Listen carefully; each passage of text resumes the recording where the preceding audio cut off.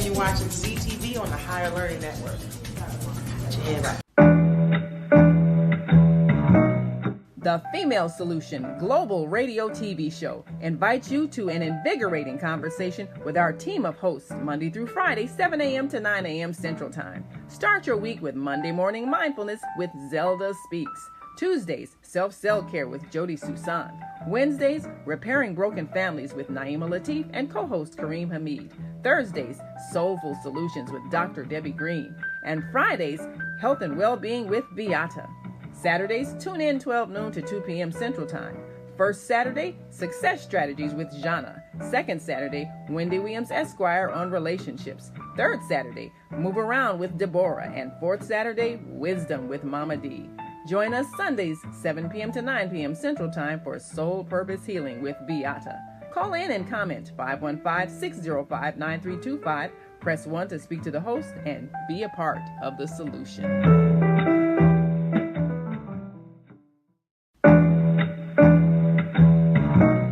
The Female Solution Global Radio TV Show invites you to an invigorating conversation with our team of hosts Monday through Friday, 7 a.m. to 9 a.m. Central Time. Start your week with Monday Morning Mindfulness with Zelda Speaks. Tuesdays, Self-Cell Care with Jody Susan. Wednesdays, Repairing Broken Families with Naima Latif and co-host Kareem Hamid. Thursdays, Soulful Solutions with Dr. Debbie Green.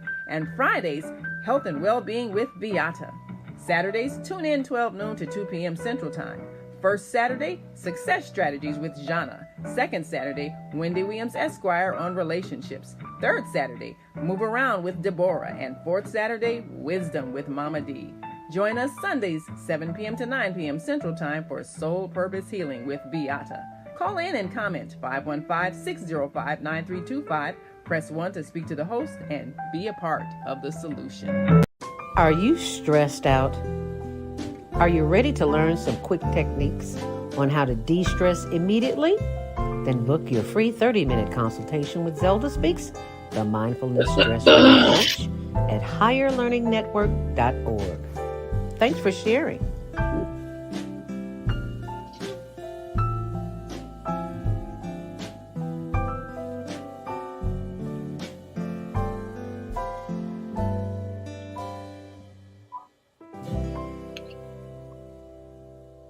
Are you stressed out?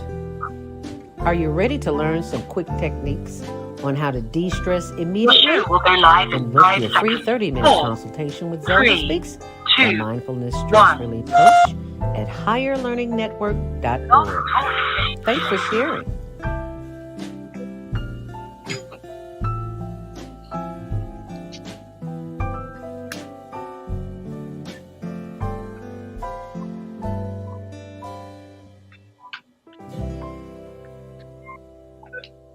Are you stressed out? Are you ready to learn some quick techniques on how to de-stress immediately?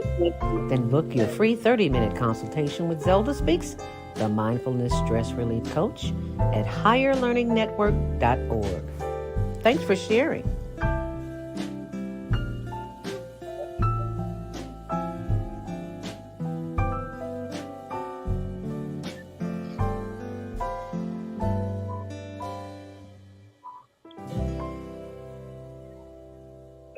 Are you stressed out? Are you ready to learn some quick techniques on how to de-stress immediately? Then book your free 30-minute consultation with Zelda Speaks, the Mindfulness Stress Relief Coach, at higherlearningnetwork.org. Thanks for sharing. Join me, Naima Latif, every morning, 7 a.m. to 9 a.m. Standard Time, as we bring you about the if you're listening online at www. Are you stressed out?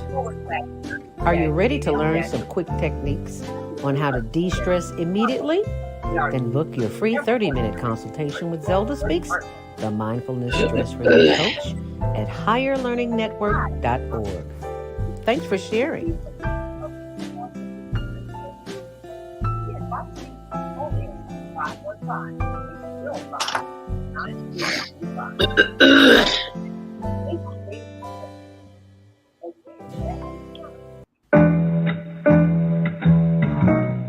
The Female Solution Global Radio TV Show invites you to an invigorating conversation with our team of hosts Monday through Friday, 7 a.m. to 9 a.m. Central Time. Start your week with Monday Morning Mindfulness with Zelda Speaks. Tuesdays, Self-Care with Jody Susan. Wednesdays, Repairing Broken Families with Naima Latif and co-host Kareem Hamid. Thursdays, Soulful Solutions with Dr. Debbie Green. And Fridays, Health and Well-Being with Beata. Saturdays, tune in 12 noon to 2 p.m. Central Time. First Saturday, Success Strategies with Jana. Second Saturday, Wendy Williams Esquire on relationships. Third Saturday, Move Around with Deborah. And fourth Saturday, Wisdom with Mama D. Join us Tuesdays, 7 p.m. to 9 p.m. Central Time for Soul Purpose Healing with Beata. Call in and comment 515-605-9325. Press 1 to speak to the host and be a part of the solution. In Kenya, Jambo, in Israel, Shalom, in Pakistan, Afghanistan, and Saudi Arabia, Assalamu alaikum. Greetings, and may peace be with you.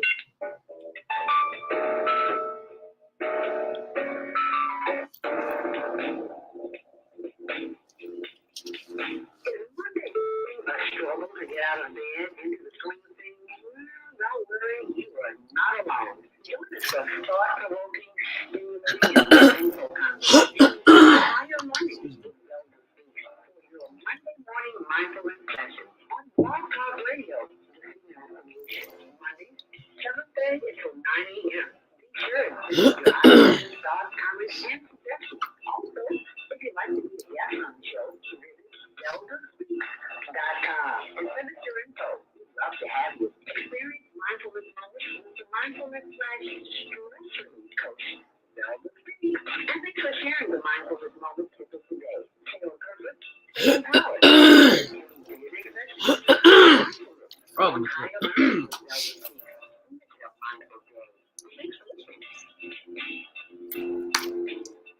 Grand Rising, and thank you so much for joining me this morning. I'm your host, Zelda Speaks. Welcome to Monday Morning Mindfulness. It is the 4th of July weekend, and the frog is still in my throat from the frog legs I ate. No, I'm just kidding. Ain't no frog legs. You know, this is the old thing. We get a frog. Look at that. Anyway, we're just here to start your week off with Monday Morning Mindfulness Stress Relief coming up at 7:15. And happy Earth Day, birthday, born day. If you're celebrating your natural day, some people say my salute, time around the sun. So whatever you say, happy Earth Day, birthday, born day to you. And always let us keep in mind those who are the sick and the shut-in, the incarcerated, the non-believers, and those who can't help themselves. So always keep in mind that whatever you're going through, somebody going through it times 2 or times 10. So you are not alone. I know they may not give you comfort, but it is what it is. So today's topic, NASCAR weekend street races. How did this Independence Day weekend benefit Chicago? Or is it just the Chicago politicians? I'm just saying. We'll talk about that. So if you're listening online, you can join the conversation at 515-605-9325. Press 1 to speak after the 7:30 break. If you're watching us on our social media channels, it is facebook.com and Higher Learning TV show. I don't know what we're going to do with this frog that's in my throat this morning, but we're going to have to do something with it because it's getting on my nerves. And, oh, Lord have mercy, I am sweating bricks because it is so, it's hot already. You see me sweating already? Yeah, it is sweating already. Yeah, that's what I do. And of course, the tea helps, brings up all the mucus and all other stuff. So that's where I'm at this morning. And if you are headed out and about, yesterday, did you see the flood? Of course you saw it. If you're living in Chicago, I am so glad I did not walk out that door. because I had a family event that I didn't make. And I'm so glad. I'm looking at the news and the expressways are flooded. You know, anytime you get a flash flood warning drop from a news alert, the city of Chicago, you might want to listen to it. So I listened to it. I'm glad I did, because Tony went out earlier and he came back and he was soaked. He was drenched.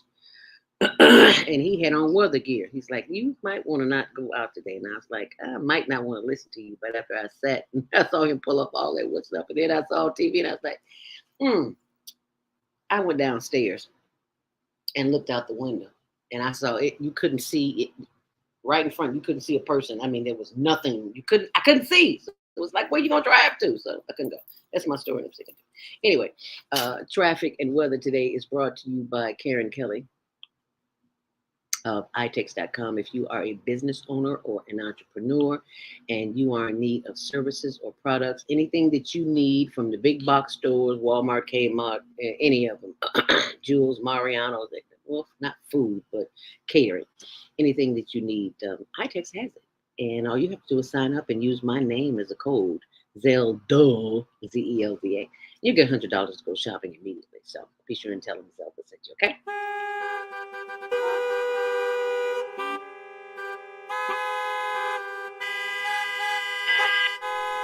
As we prepare for your traffic and weather.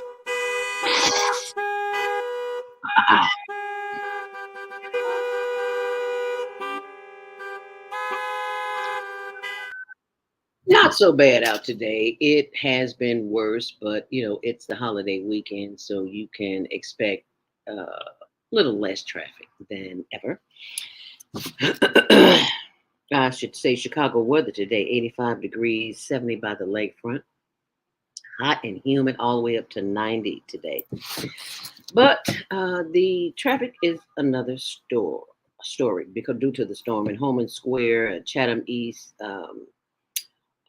there was flooding, and also on the Ike and Kennedy expressways flooded. So yeah, if you weren't out there, you didn't have to be. Don't be. Cleaning up begins after the amazing flood of NASCAR. Just, it's a hot mess outside. Even though it's a holiday, you might want to pass up going through the expressways. I mean, Lakeshore Drive. 65 degrees right now, 91 tomorrow, hot and muggy for the 4th of July. Yes, it's going to be beautiful. On CT and Metro today is no reported delays, but inbound on the Kennedy is only 17 minutes. Can you believe that? 16 on the outbound, 22 on the Edens in both directions. On the Ike, it's only 25. It's never been 25 unless it's 4 o'clock in the morning. 24 on the outbound. On the Stevenson, 16 in. 15 on the outbound. On the Dan Ryan, 11 in, and 9 on the reverse. On the I-57 Bishop Ford, there's a crash at Torrance Avenue, which has been cleared up. 10 minutes in and 10 on the reverse. And due south on Lakeshore Drive, it is 10 minutes in both directions. And extra traffic and weather, sponsored by Karen Kelly of itex.com. And I want to thank you for joining me this morning. And if you could type in the area, in the comments area, what city, state, or country you are calling from. Oh, excuse me. And we will share that. You can share that with me, I should say.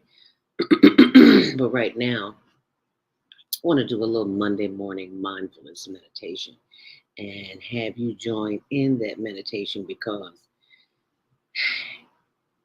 if you don't take the time to get quiet and go within, see, that's where your strength is. But they always want to keep us occupied with TV, radio, music. And there's nothing wrong with it. But spend some time with self first so that you can empower yourself.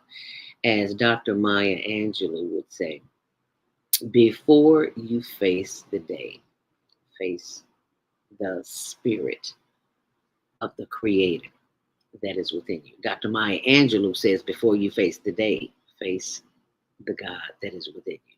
So my understanding of that is to go within and honor that which gave you breath this morning to breathe. Because if you were not supposed to be here, you would not be here breathing. You would have made your transition to the next level, wherever that is, 4D, 5D, 6D, 7D, 10D. I don't know. I'm still learning too. So, in saying that, when you don't empower yourself, you will be rattled very easily. People will piss you off at the drop of a hat. How do I know? Saying what I heard, this is what I know. So that's why we take this time. And I invite you to prepare yourself this morning for this experience, because it's an experience. If you want something different, you got to do something not different, but something outrageous. And that's what we're going to do. We're going to spend some time with self and use the power of affirmations. Affirmations are tools for changing consciousness. What do you mean by that, though? Changing consciousness? Enhancing the way that you think. Because the way that we have been trained to think in this westernized society, we don't even take into consideration Eastern philosophy or other philosophies that allow us the opportunity to go within and find out things about ourselves, because we've been so conditioned through religion and programming of the airwaves. So anytime someone gives us something new or different, we are hesitant, because that training that we have had since birth is indoctrinated in us. And I look back over my past years and I'm thinking to myself, wow, I was always talking about one of them. I am one of them. I am them, because I realize I've been indoctrinated too. It doesn't matter how much I know or how much I think I know. When I wrote my first book in 1997, The Passion Principles, Pathways to Purpose, Power, and Profit, I was shocked when I found out that I'm going through the process of getting my books in the library, right? And I go to find out, I go to Chicago Public Library, and the librarian told me what to do, pull it out and see what section of self-help. The book is a self-help book. I go to find out what section in the library it's in, and guess what it's under? You will not believe this. OCCULT, occult. Now, we have been conditioned that if it is an occult book or an occult experience, then look, stay away from that. You don't want to do that. And then it dawned on me, they don't want you to know what I know, what has been revealed to me when I get quiet, when I sit down and I do my deep breathing. They don't want you to know that. And I was like, these mother Fletchers, these mother flowers. And I said, no, baby, you can't be mad at them. That's the system. This is who they are. This is what they do. And here you come with your little bit of knowledge, trying to change the way people think, trying to enhance people's lives. No, you can't be doing that. We got to keep them programmed. We got to keep them dumbed down. We got to keep them spending, not investing in self. We got to keep them shopping. So they didn't want you to do that. So they put the book in occult, OCCULT. Look it up. Don't believe me. The Passion Principles. Look it up and see what it's listed at. I was like, okay, I'm pissed off, but you don't get pissed off. So what you do is you take that energy and use that energy. So I took that energy and wrote another book, and another book, and another book, and another book. And I self-published them because they would not publish them. And I am very grateful that they did not publish, because they probably would have hid it somewhere and put me on the back burner. But in the 90s, self-publishing was becoming but it was just gaining momentum. And I was in on the forefront of that. So I'm very glad to be able to share this information with you, so that when you write your book, I said write your book, because you have a story and you've been putting it off forever and a day. How do I know? Because I procrastinate just like everybody else. As Iyanla Vanzant would say, until today. Because today is another day. That's what I love about holidays. While everybody is out holidaying, I'm doing something different. I give kudos to Mary Mitchell, a columnist for the Chicago Sun-Times, who was one of the stories in my book. Lots of stories in the book about a lot of different people in the city of Chicago, especially my coworkers from WGCI radio back in the day. They were like my experiment, because I didn't know what I was doing. I knew how to write, but I didn't know what I was doing, but I did it anyway, and it became a book. But I said all that to say this.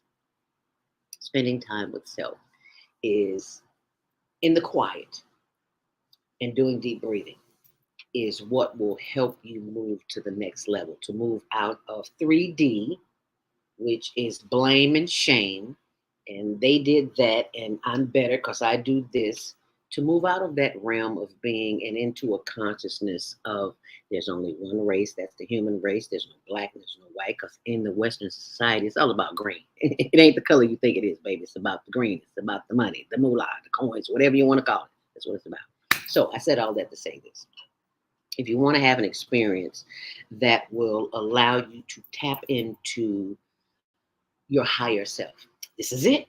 It's all about the breathing. So let's get ready to breathe. And there's different kind of breathings too. See, I'm still learning just like you are. And I saw a doctor doing a specialized kind of breathing. And I was like, oh, okay. I got to try that on my Monday morning mindfulness, but not today because I haven't perfected the technique. And I don't want to try something on you that I'm not confident with myself. So I got a little homework to do. But I've done the homework on this one. So this one we can do together right here, right now. So let's do it. As my little nieces and nephews said, let's do it fluid. I know that's old school, but I'm old school. What can I say? Glad to be old, honey, because somebody didn't wake up this morning. All right, y'all, let's do it. So what we're going to do is just simply breathe. But we're going to breathe in such a way that we're going to wake up parts of the body that have been asleep all night because you're sitting on that mucus. And Dr. Sabi says mucus is the only disease there is. The others are just offshoots of the disease of what's going on in the body. So, and you can see I got a lot going on in my body this morning. That's why I'm drinking this tea, because you lay still all night, you know, that mucus builds up. So I want to share with you this time. So let us begin the process of breathing. Simply close your eyes. You should not be looking at me, but the inside of your eyelids. So close your eyes. And just begin the process of breathing. Breathing through your nose. Eyes closed. Like the birds? I love the birds. You simply breathe in and breathe out. And I want you to breathe so deep that you feel your chest and your diaphragm move in and out. You want to feel that body movement. That's the experience. You cannot have this experience by going, no, you gotta, yeah, feel that chest expand and then blow it out. Oh, that one breath. Oh. If you did it right, you will feel it immediately, and it feels so good. Come on now, work with me. Try it. Come on, let's go. Here we go. Oh yes, and exhale. Thank you. Just say thank you, universe, creator, Allah, Buddha, whatever you choose to call it, Jesus, Jehovah, Jireh. Thank you for the breath of life this morning, because if I am breathing, that means I still have work to do. You've got a plan for me, and I'm most grateful. As we breathe in, and breathe out. And when you breathe out, feel free to make a sound to release the tension of the energy. I hold my energy here, so I got to remember to let it out and say it too. Inhale deeply. Hold it. And exhale. And this time when we breathe, let's bring those arms up. Inhale deeply. Hold it. And exhale. Just enjoying the sensations of the breath as we inhale deeply. Bring those hands up. And bring them down. And exhale. Once more, inhale, bring those hands up. And turn to the side if you can. And feel the stretch. So your organs on the inside of your body, blow it out. So your organs have feel a little stretch this morning. And then turn to the other side. And stretch over there too. Oh yeah, that's Nothing like a good stretch to wake up the pancreas and the kidney and the bladder and the digestive system, all that good stuff. Yeah, rotate those shoulders backwards and forwards. Get that fluid in the body moving. We don't want it stagnant because stagnant fluid causes what? Dis-ease. That's what Dr. CB says. That's why he's no longer here. One of the reasons, because he's giving us information they don't want us to know. That's why we breathe in and breathe out. Breathe in and breathe out. Once more, breathe in and breathe out. Now continue breathing in and breathing out, and just know that from time to time your mind will wander, and that's okay. That's what the mind does. But when you hear this sound, you take a deeper breath and focus on the breath, because it is the breath that allows you to have this experience. As we breathe in and as we breathe out. As we breathe in and as we breathe out. The bell is simply reminding to keep breathing. Inhale deeply, giving thanks that we are at the right place at the right time, doing the right thing. And breathing is always the right thing. As we breathe in and as we breathe out, we give thanks for the power of the breath, because someone somewhere is unable to breathe on their own. Let's take a long, deep breath on that one. Someone somewhere has a trachea in their throat. And look at you, breathing all on your own. God is good all the time. All the time, God is good. As we inhale deeply, giving thanks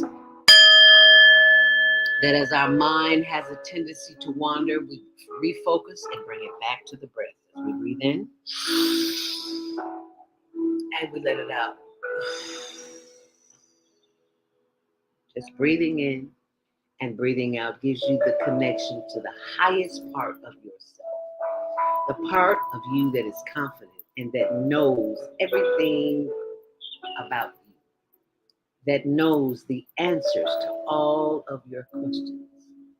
And the way to get those answers is by the breath. As we breathe in and as we breathe out. Simply breathing in and breathing out. Let's breathe in together. Breathe in. Hold it.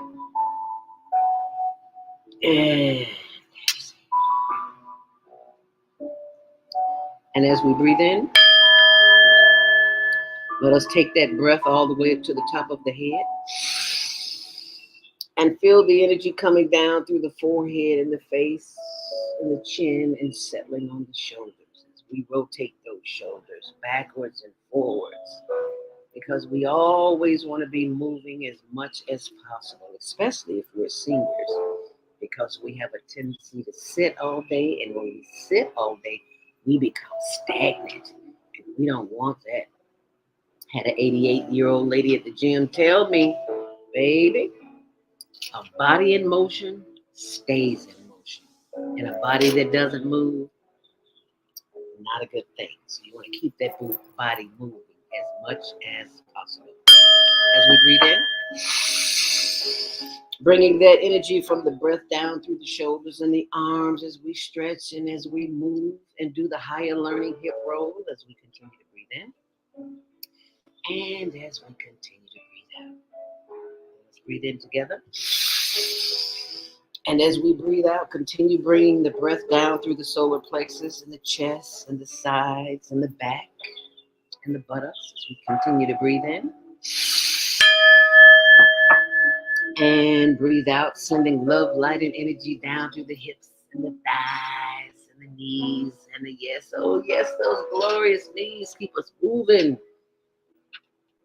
as we send love, light, and energy down through the legs and the ankles and the arches as we breathe in.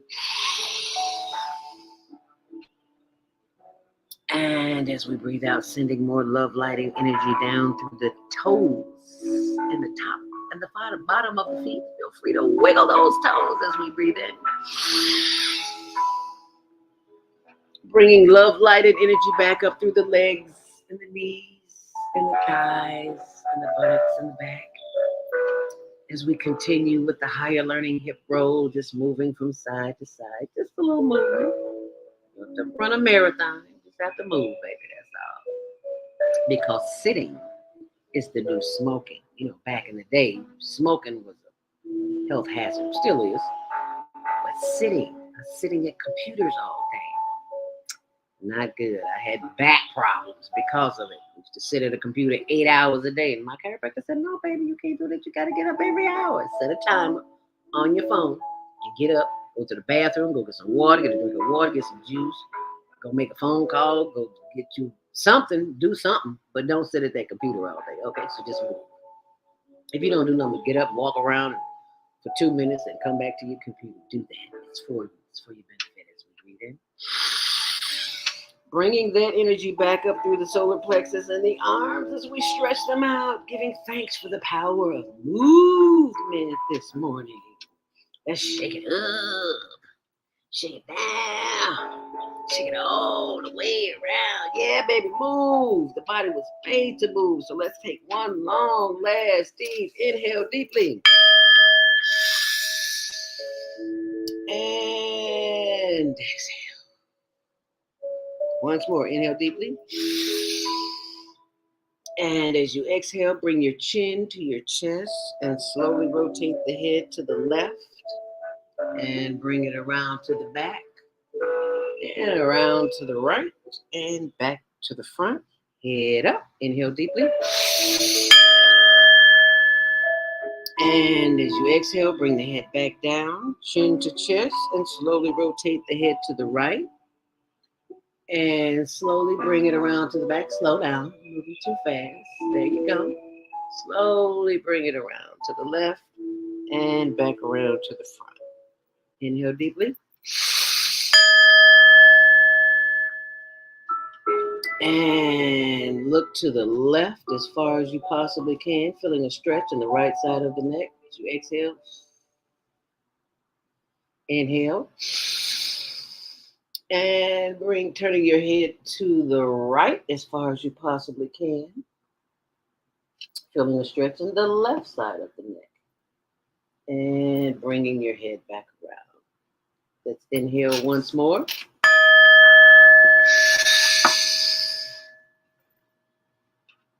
And exhale. Now, this is something that you can try on your own, in your own time, in your own home, wherever you are. And just know that this is an experience that will take you to the next level. Because if you do this with headphones on and some water in the background, I'm going to have a sister on Zen Wombs pretty soon, and she's going to tell you all about the water training and how it can help you get to the next phase of your existence. I digress. I do that sometimes. But my point is, breathing is the new experience. And if you want to have an experience, just simply breathe. But there's a special way you got to breathe. So just remember to do the things that I taught you doing this. And when your mind tends to wander, find you a chime or something so that you can refocus those thoughts and do your deep breathing. And have an experience unlike any other. It doesn't cost you a dime. You don't have to go anywhere. All you have to do is just breathe and listen. And sometimes during the course of the day, I like to do it when I get off the air. So go sit in my chair. I got a massage chair. I got a Craigslist for $50. Okay. I put my earbuds, not my earbuds, well, same thing, but they're not buds because that's another 5G thing you don't want to go in your brain. Anyway, I digress. I use my wired earphones and I listen to this Zen Wombs meditation. Baby, it just takes me to another place. I wake up and feel like I've been to a party. My body at a party. I'm just so calm, cool, calm, and relaxed. Okay, what you do? It's not going to faze me one way or the other. Okay, I digress, but I just want to share that with you. So I hope this has been very meaningful for you today, because if you want that kind of experience, you have to have that kind of experience with yourself before you can experience with others. And I am so happy, elated to just to be able to share this with you, because you can share it with somebody else. So this is that something that you can do when you in times of chaos and confusion, and when you are confronted with a situation or a person that is combative or disagreeing with you. You simply start breathing. You just breathe in. And when you do that, they're going to look at it. Oh my God, what's wrong with it? And then you blow it out.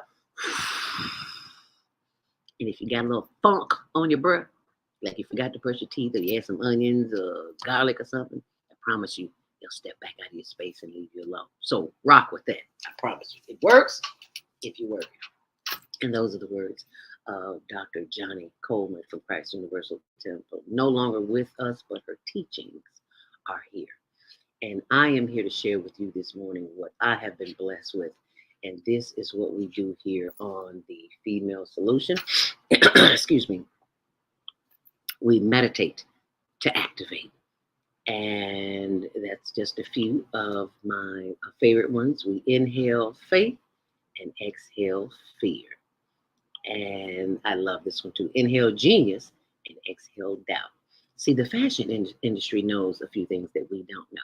And that is, what you see is what you say. And what you say is what you be. You are not Gucci. You are not Ralph Lauren. You are not Karen Klein. You are not any of those. And these people could care less about you. So it is important that you wear who you are and what you are. And if you are of a mindset that will help you get out of debt, oh, baby, inhale wealth. Somebody better say that. Exhale debt. All right. Well, you can go to our website and you can see that information there on the HearLearningNetwork.org. Forgot to bring that up, and I am bringing that up right now so that you can see it, and you can go there and you can tap on HigherLearningNetwork.org. Let me pull myself down here. And when you see the homepage, you can see this is all our social media: Facebook, YouTube, Twitter, Instagram, which I want to talk to you about right now. But when you go down to the page, you'll see all of that information there. Oh, and if you'd like to contact us during the week, just go to HigherLearningNetwork.org and send information. If you need information or anything like that, just go there. But I wanted to show you the where the t-shirts are under resources. So you just click on resources. I'm clicking there. And you can donate via PayPal or any of those. All these t-shirts are tax deductible, and it helps with the Global Virtual Teen Talent Contest and our homeless project. And if you don't know about our homeless project, you will know about it now, because I'm about to show it to you. This is our Instagram page, which is, there it is. Why is it not going there? I don't know. But there it is. And we'll be out there today too, now that it's not so crazy. Anyway, just wanted to share that with you. And I will pull it up a little later because it is not doing what it needs to do. Okay, Instagram, where are you? There you are. Alrighty. For those of you all who know that there are a lot of homeless people in the city of Chicago, and my little brother's one of them. Well, was one of them. He was murdered in Tent City, which is why we do what we do for the homeless. We use the funds that we raise here on the show and on the Higher Learning Network TV show, and we go and get them things that they need: water, butane, all that kind of stuff. So just go to the page and you'll see it there. But I just had to share that with you. But right now I need to share with you a few comments from you. And those comments say, Grand Rising to you this morning, Mama Joy. Thank you for this meditation. Yes, a body in motion stays in motion. Yes, ma'am, honey. I'm learning that. And you never could have told me a million years that I would be getting up, going to the gym or walking outside. But honey, I do it now because my body said, you need to move, baby. You need to move. You've been laying in this bed too long. That's right. It works if you work. Thank you, Mama Joy. Appreciate you. Mama Joy comes on. I think it's the last Saturday. Mama Joy, type in when your show comes in, because I'm a seasoned citizen. I sometimes forget. But anyway, I just wanted to share that with you. It is now time for our brother Lionel Abdul Haq to be joining us shortly after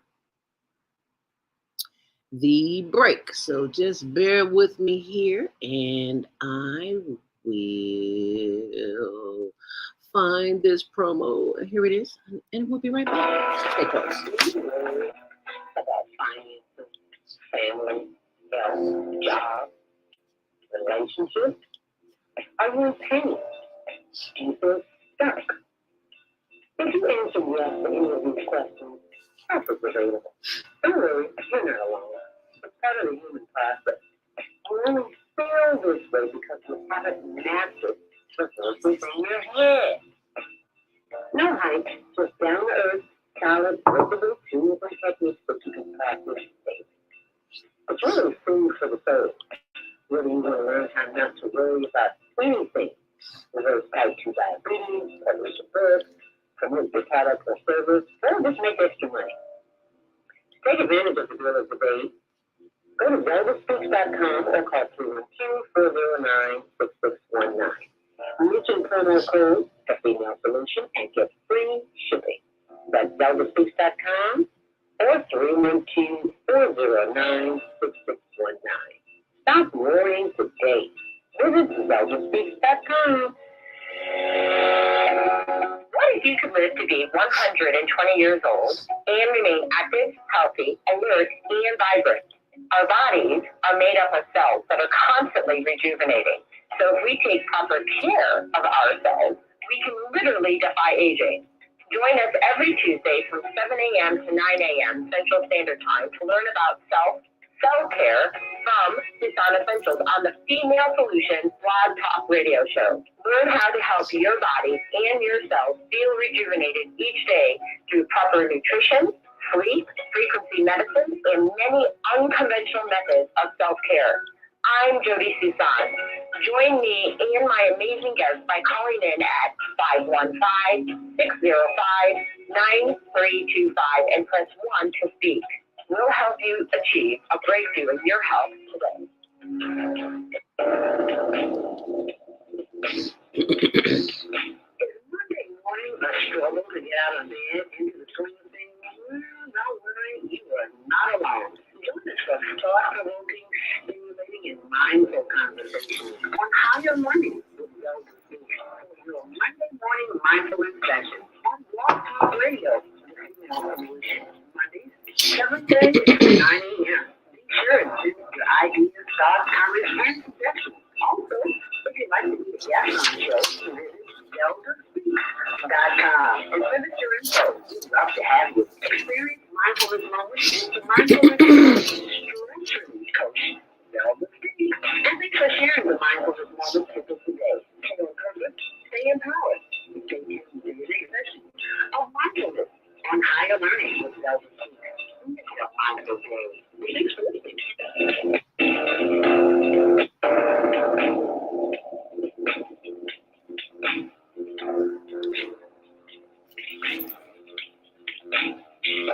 Grand Rising, and thank you for joining us back here on The Female Solution. I'm your host, Zelda Speaks. We'll be joined by my co-host, Lionel Abdul Haq of Community Cultivations. But first, I want to give a shout out to my girl, Vieta Robinson, my sister from another mister. Grand Rising Queen, breathing with you as always. Thank you so much. Shalom, my sister. And if you did not see last night's show, shame on you.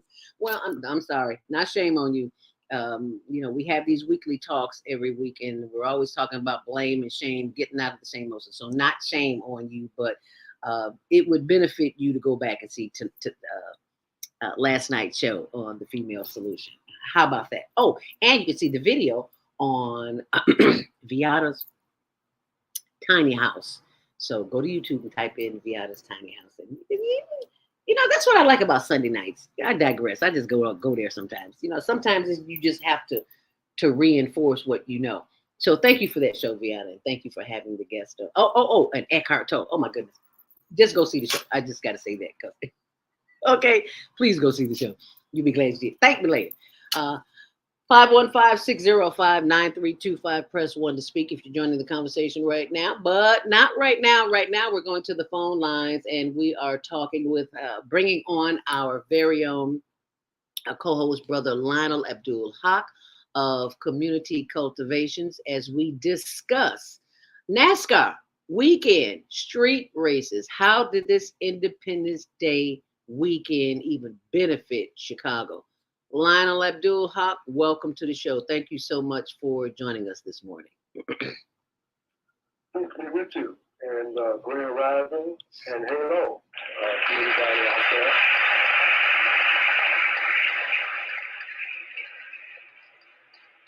Thank you for joining me once again, and appreciate the opportunity.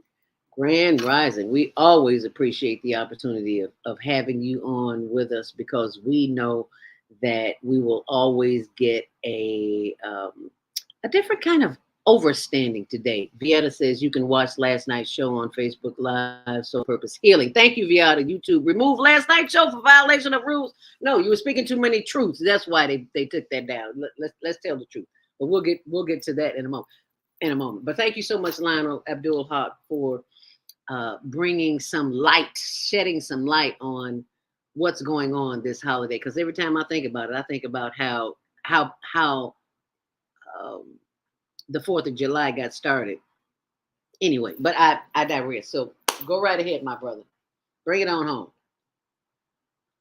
Well, I think that in the context of all of the celebrations and observances that we celebrate in the modern world here in America, most of them have been decoupled from the fundamental ideals that they say that they represent. And it's just like the concept of freedom and independence. We've been misled, bamboozled, run amok and led astray to the point where we associate those ideas with a kind of rebellious, defiant attitude against conforming to any standard or any discipline. And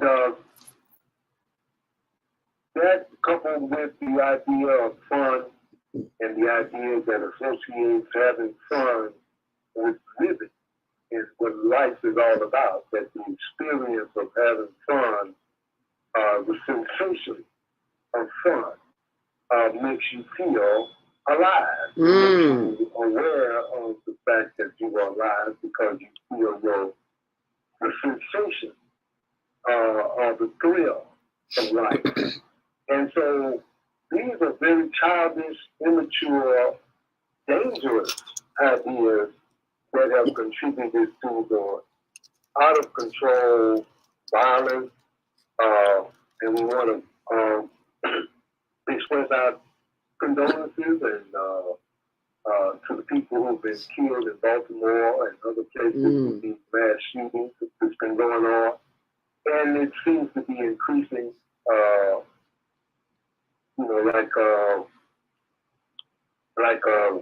the speed of the whirlpool that goes down the toilet.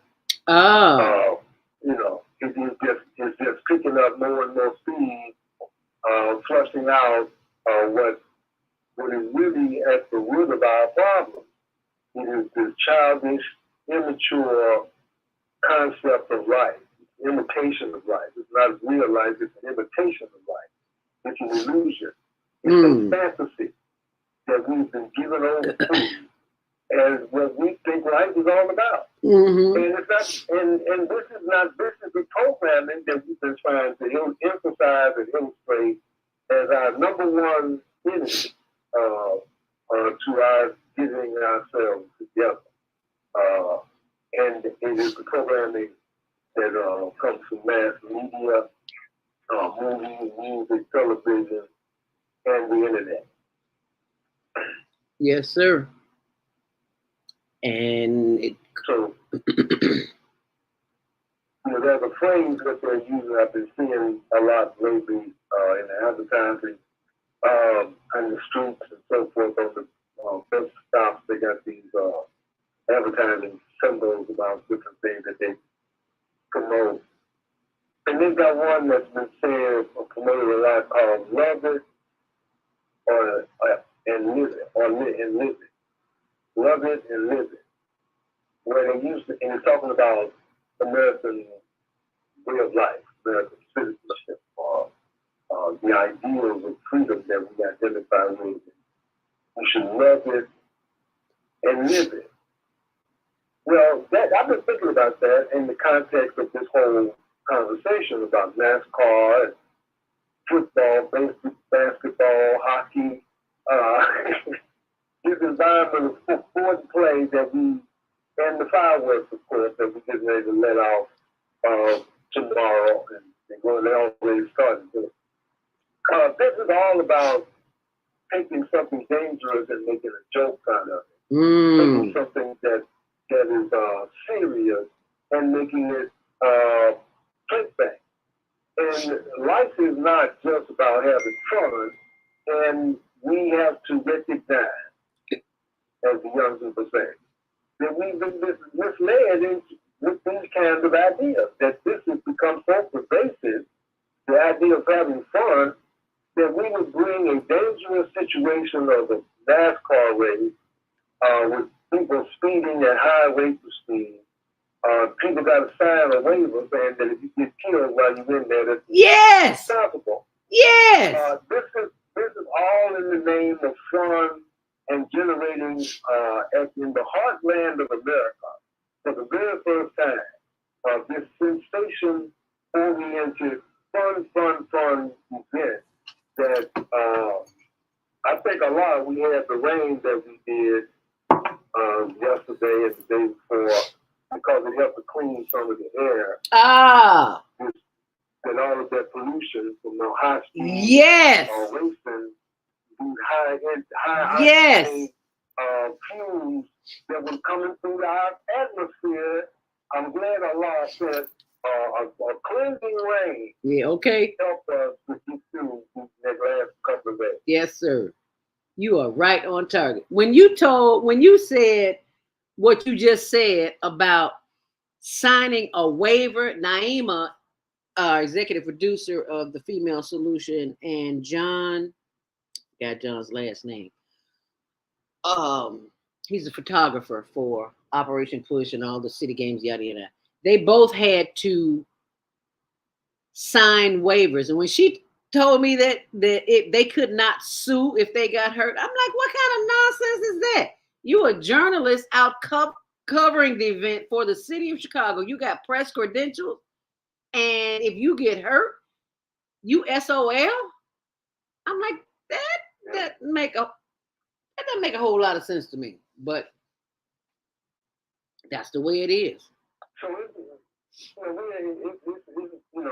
when you think about the idea of cognitive dissonance that has been cultivated through fantasy and illusion, magic, never want to grow up mentality has become a pervasive social norm. And this is the foundation of insanity. We've talked about it before, how the character of American citizens, the life that they want us to live, and if they love it or live it, and love it and live it. They want to, if you're not an American, if you're not a fun-loving person, if you're not a person who gives yourself over to moments and periods, ideas that are counterproductive, reflective of a total undisciplined, unrestricted character, that in the name of fun, you will do virtually anything. And this is supposed to be what freedom is about. And this is the concept of freedom and independence that we supposedly celebrate in this country. Mm-hmm. And it is totally immature, backwards. It's like that Baby Huey character that we used to have see in the cartoon. With a great big old character with a big diaper on. And this is the reality that we have to wake up to if we want to solve the problems that are the consequence of that mentality.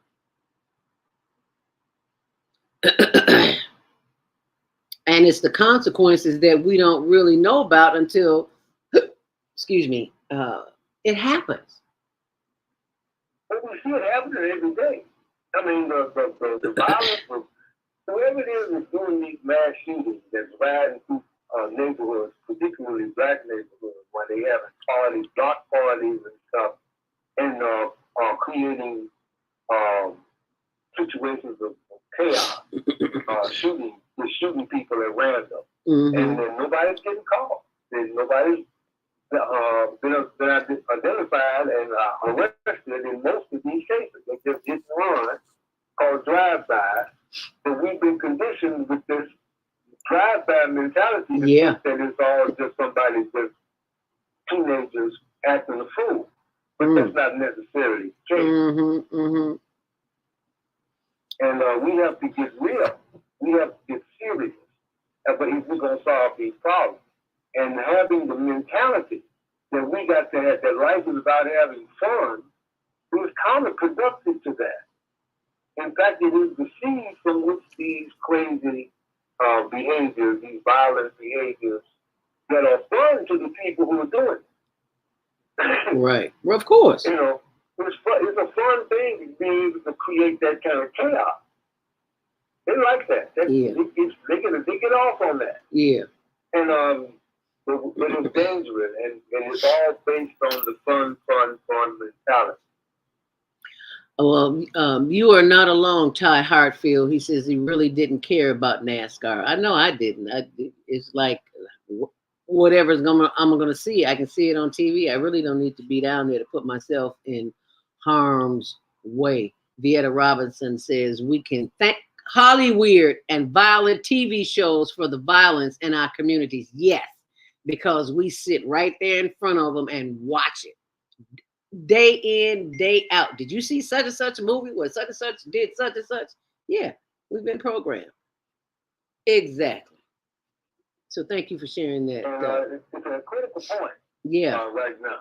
Yes. A very critical point. You reap what you sow is fundamental divine guidance. That's morality 101. Teaches you that you will reap what you sow. Yes, sir. And if you see people out of control, if you see teenagers running through the streets, if you see mass shootings on a regular basis, this is not a good sign of where we are psychologically in this modern world, in this most powerful nation in the world. Supposedly, we're in bad shape, and we got to get real about it if we don't change. And you know, as long as I've been doing what I do in terms of pointing these things out and the connections between the programming that we receive and the behavior that we manifest. The fact that I have not received the kind of attention of what I do in terms of the focus of what community cultivation consultants is trying to address is further testimony that we ain't really for real when we say we're trying to solve these problems. Because it don't take a rocket scientist to figure it out. No, you got to be in a PhD. Nope. No, you don't. And if you really want to solve the problem, the people like myself who have been out here focusing on this issue from this perspective and developing programs to address this psychological malaise should be foremost consultants in terms of how we should address these problems in shaping our public policy. But I haven't heard from nobody. And I understand. We ain't really trying to solve the problem. No, we're just trying to fit in because that's what's easy and that's what's convenient for us. You know, it takes courage and it takes strength and it takes knowing who you are to step out from beyond that which you have been trained to do, to experience. And for those who just tuned in, Eugene Posey says, can you do a recap of what the show is about for those who just tuned in? For those who just tuned in, thank you, Eugene. We're talking about the effects of the Chicago NASCAR street races that took place over the past weekend. The NASCAR weekend street races, how did this Independence Day weekend benefit Chicago and Chicago residents? So we're still contemplating that. So as it relates to the conversation, as you can see, we have just been so conditioned to do what we're doing that we don't even take into consideration the repercussions. And that's what Brother Lionel Abdul Haq is sharing with us. Please continue, Lionel. It's what we've been trying to do, trying to share since I've been on the air with you. Mm-hmm. Going on 5 years now. Yes, sir. Oh, wow. Already. Has it? And it's the idea that the so-called culture, the so-called culture has greatly undermined our perception of reality to the extent that the magic and illusion of Disney World and fantasy and magic are such pervasive ideas that are so loved, that is so much a part of who we are in our thinking, that it undermines our ability to be serious, to be disciplined, to be morally oriented people. People who have their roots, who have their behavior and their thinking rooted in moral judgments and principles. We have ours rooted in fun and foolishness, and that is the problem. Yes. And the NASCAR issue, the NASCAR is just one of many pervasive social conditioning that continues to perpetuate the idea that we're going to have fun even if it's dangerous and foolish. We're going to celebrate dangerous and foolish behavior as the energy, the life force that defines American life. And as a consequence of that, it spills over into violence, unruly behavior, people who have no appreciation or respect for principled behavior, sound judgment, don't even have any respect for the wisdom that comes with age. As the greatest criticism against President Biden is the fact that he's an older gentleman. I mean, this is the fact that we would prefer somebody who is younger and more vibrant and more fun-loving and more able to demonstrate the fun mentality that we have come to love so much. Well, that's what they have done. They have programmed us to want to have that kind of experience because that is what will bring us joy, because we don't want to pay attention to that what really needs to be paid attention to. And that's part of the problem, but that's also why we are here as the Female Solution, to share the kind of information that we need to know in order to be of service to the community and show people the right way. And that's what we do here. It is 8:00. If you just joined the conversation, we're going to take our next break. And while we are doing that, you forward this to someone and let them know that the Female Solution is on. And Brother Lionel Abdul Haq of Community Cultivation, as the children say, is spitting knowledge that they need to hear. So we'll be right back. Share this video. Thank you. Do you want to live in a world without war?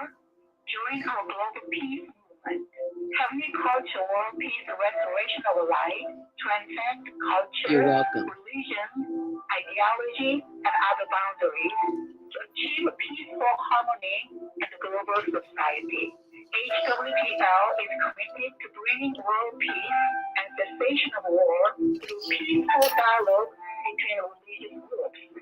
I'm Director Shinsu Kim of the HWPL Chicago branch of North America. Join us for our next gathering. Call 773-580-1501 and be a part of the movement for world peace. Email us at chicagohwpl@gmail.com. Are you constantly arguing with your spouse? Are your children misbehaving and acting out? Someone in your family abusing drugs? Have you been victim of domestic violence? Are you grieving the loss of a loved one? Let us help you restore serenity to your life. At Serenity Family Social Services, we understand that good mental health is a result of emotional well-being. Our goal is to assist you and your family in relieving emotional distress and restoring harmony and balance to your lives. We offer individual, couples, and family counseling. I'm Ira Williams, CEO of Serenity Family Social Services. Call us again at 312-315-4820. That's 312-315-4820. What happens when a group of people are kidnapped from their homes, smuggled away in chains, and held captive in a foreign land where they are tortured, raped, and forced to perform hard labor by the lash of a whip and under the constant threat of death? Slavery, the African American psychic trauma.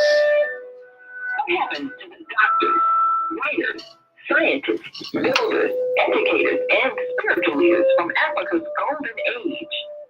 Who could they really capture and sell into slavery?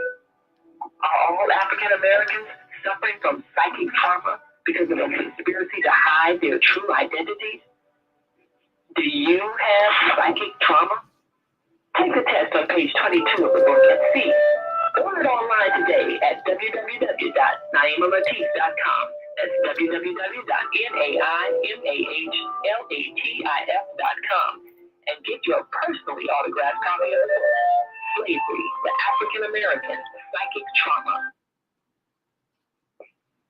Hi, I'm Dr. CJ of Valona Health, where we combine orthopedic manual therapy and neuroscience to treat the whole person. Health tip for the day is keep it moving. Doesn't matter how, just keep it moving, doing something you enjoy. Walking, dancing, rolling on the floor with your dogs or kids, really anything. The body craves movement to keep the bones, joints, and muscles happy. Even our mental health and internal organs and digestive system rely on our movement. Thanks for being a part of the Higher Learning Network, the Female Solution.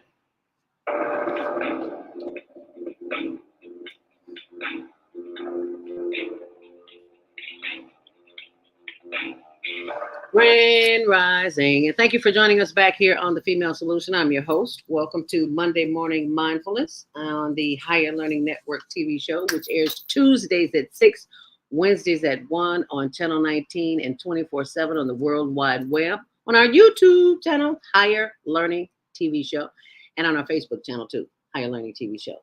Today's topic is NASCAR weekend. Streetway says, how did this Independence Day weekend benefit Chicago? Well, before we dive into that, let's take a look at some information that was just shared with me by Baba Kwame Sunhorse, and it talks about how Prohibition gave birth to NASCAR. And I was like, oh, okay. It wasn't gasoline, but moonshine that fueled the growth of stock car racing in Appalachia and led to the rise of NASCAR. Can you believe that? Yes, believe it. That's why I am always honored and happy to share the information that is shared with me. Now, this is a lot of information, and it is way too much to share here on the show. So what I'm going to do is share this information on my blog on zeldaspeaks.wordpress.com. Because as you can see, as I am scrolling down, 10 things you should know about prohibition, 10 And of course, Lionel, 10 ways Americans had fun during the Great Depression and why ice cream soared in popularity during Prohibition. Yeah, anything to make us feel good, feed our face, um, drink till we are numb, anything. Oh, wow, there was a NASCAR photo. Did you see that from the 19, I don't know what, early 1900s. I don't know what that was. But anyway, that information will be on my blog. And I want to thank Baba Kwame Sunhorse for sharing that information. As a matter of fact, he is on the line. Oh, and if you want to comment, 515-605-9325, press 1 to speak. I see your call, 773-312. But first, let's go to 706-202. And I do believe that it's Baba Kwame Sunhorse. Grand Rising, Baba Kwame. Unmute yourself. Grand Rising. Grand Rising, and your co-host. You know, it's very important what we're sharing. And what we're looking at is, you know, how they take wrongs to make right. And every car that's in that NASCAR race is sponsored by some corporation. Yes. Looking at still a money-making business, you know, $1 billion business. And what we're looking at is advertisement and utilizing, yes, you know, them getting more money in by all of those that attended. Yes. And the other part is we're looking at, we had the mass shooting that went on in Baltimore, but we got to look at what are we getting ready to do tomorrow? What is the 4th of July to the African American, and what is the 4th of July to the Native American? We had both cultures, both people were in annihilation at that time with this country formulating something that it was stealing from one, it stole us. Then they stole this land from the people that were already occupying it. So we celebrate and commend crimes against humanity. And we will make a holiday and celebrate and fly flags and do fireworks celebrating criminality. You know, it really is something about this culture.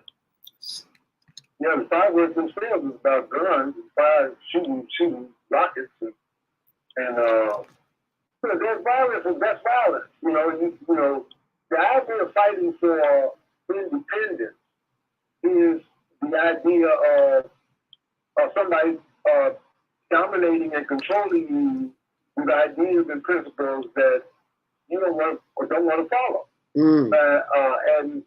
And so the freedom is that you want to be. The reality of freedom is to be self-determining and not to have someone else controlling and dictating how you live and what you live. The whole concept, I'm glad you mentioned, Brother Baba, that the corporations are the ones who are behind all of this. Yes. And the profit margin necessitates making your customers, your future customers, think less. They don't want them to be thinking, intelligent, God-fearing people. We want them to be foolish, childish, magic-oriented, who believes in fantasy and foolishness. Yes. And that will make your money grow the way it has in the modern world, where 80% of wealth is controlled by 1% of the population. Yes, yes. You are right on target. So what's the next step? So thank you for that, brother. Thank you. I appreciate that. Thank you, Baba Kwame Sunhorse. And what we're looking at is how do we decolonize? What we have been is we've shown this colonization gave birth to capitalism. And in that capitalism, we had to be forced to be consumers. First, we had to be laborers, and we had to be, eliminated in order for them to create ways in which to say that they have to have capital. How are you going to come into my country and kill more of my people with a barrel of rum than you do with a barrel of a gun? Wow. That's a thought for you. Kill more people with a bottle of rum than you do with the barrel of a gun. I never looked at it like that. Yeah, that's food for thought. Well, you know, in the Bible, NASCAR. Say So that in again. the scriptures, the Bible, Holy Quran, and most of them have an allegorical story about Adam in the garden. Adam and Eve, first man and woman in the garden. Mm-hmm. And they were being told about the forbidden fruit and the forbidden tree. And although people think about it as a literally as a piece of fruit and a tree, it's really symbolic of culture. It's really representing an idea that says that a culture that mixes good and evil and then feeds it to the people will kill the people, will kill the God consciousness, will kill the love and the respect, the principles that guide and provide structure for the life of the future generations. And once you take that out, you will surely die. Once you start to feed on that kind of culture, you will surely die as a God-fearing, mortal human being who is created in the image of God, supposedly to be a better, to make the world a better place, to cultivate the earth, and to keep it growing in accordance with those fundamental principles. Once you start to feed the people ideas that elevate fun and foolishness above discipline and wisdom, you have fed them the fruit of the knowledge of good and evil. And you can control those people like you control cattle and children. And we are being controlled. Yes, we are. And exploited yes. as a consequence. Yes. And we don't even see it. We get sick. And they get rich and we get sick. Wow, never looked at it like that. I gotta write that one down. And that one and the one about the rum and the barrel of the gum. Yeah, I'm old school. I write things down. I'm not typing it in. They get rich and we get sick. Okay, 515-605-9325. Press 1 to speak if you would like to join the conversation. But I have a question. How do we begin the process of coming out from under this spell that we are in? Because this is definitely a spell that is taking us to places that we don't want to be and keeping us there longer than we want to be there. Go ahead. We have a saying, before you read the Holy Quran, before you do anything, we used to say, "A'udhu billahi minash shaitanir rajim." I seek refuge with Allah from Satan, the rejected enemy. Because that's what we're dealing with. We're dealing with a satanic influence that has been growing in the world for numbers, not just since they started the Independence Day, not just America. This has been going on for generations and generations.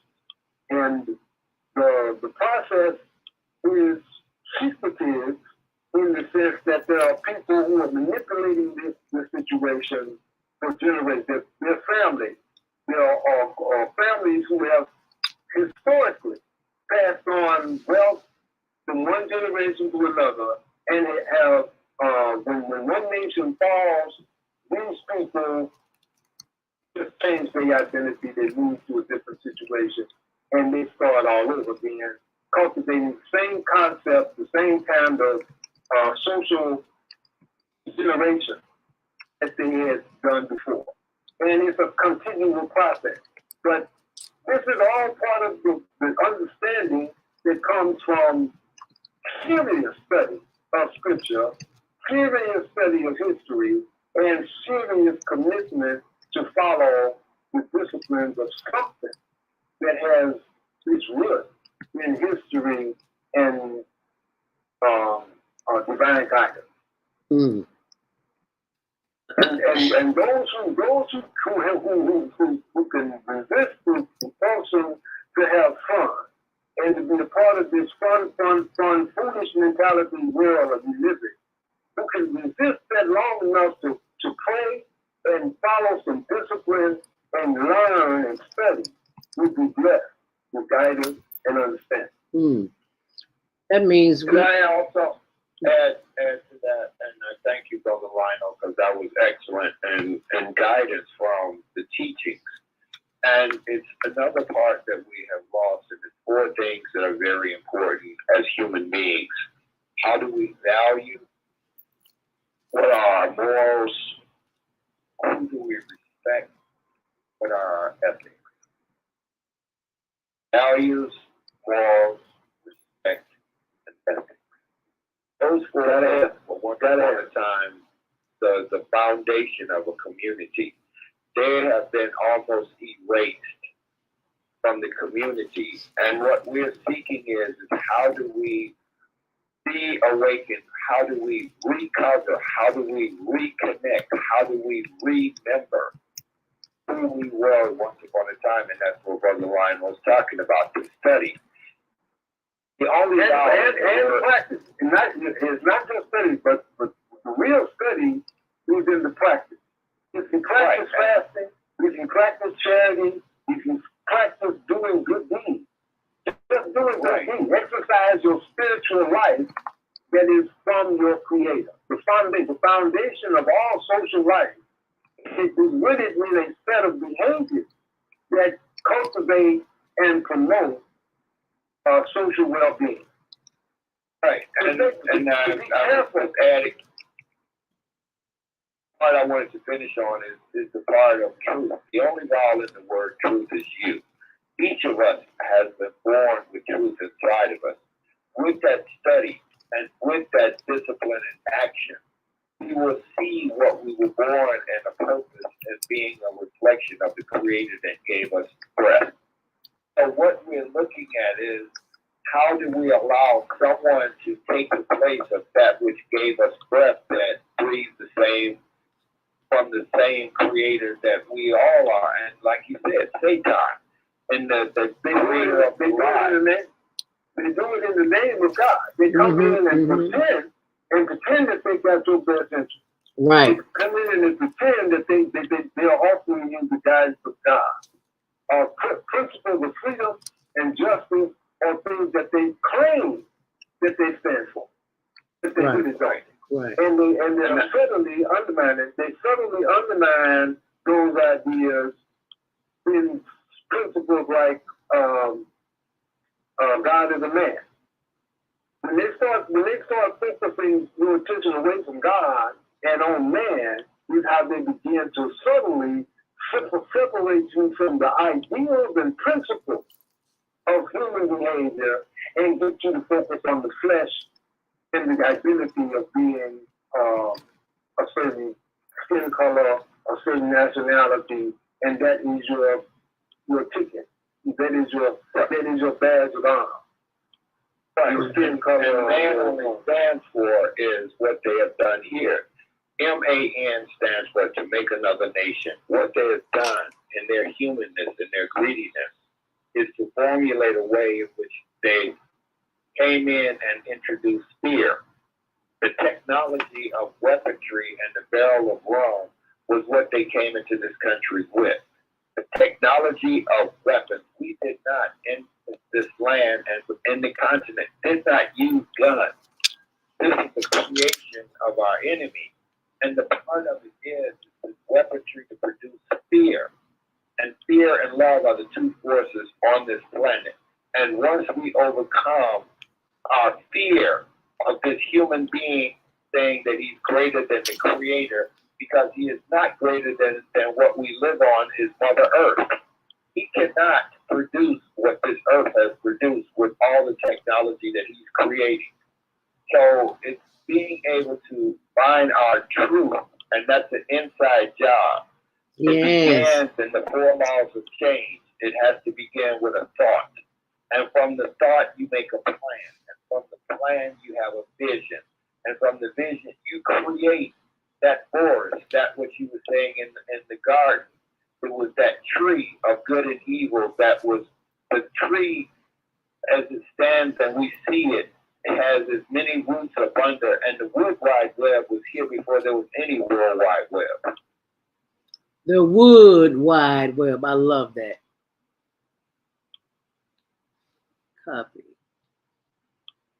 It is 8:21. If you just joined the conversation, thank you so much for joining us here. We are live on The Female Solution.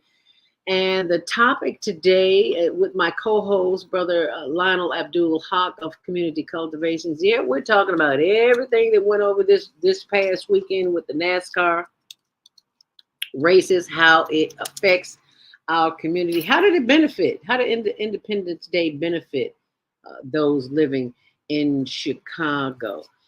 Got a few comments here from my sister, from another Mister. Evietta Robinson says, as Eckhart Tolle teaches us, we can look at the suffering of natives and former slaves as a motivating factor going forward to self-transcendence.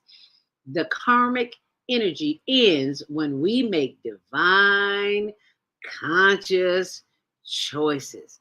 Thank you, Vieta. But we have to be in a state of alive, of conscious, in order to make divine conscious decisions. Thank you so much for sharing that. You are right on target. You cannot make a conscious decision if you aren't conscious. It's pretty much impossible. So thank you for sharing that. And if you'd like to share your comments, we'd love to hear what they are.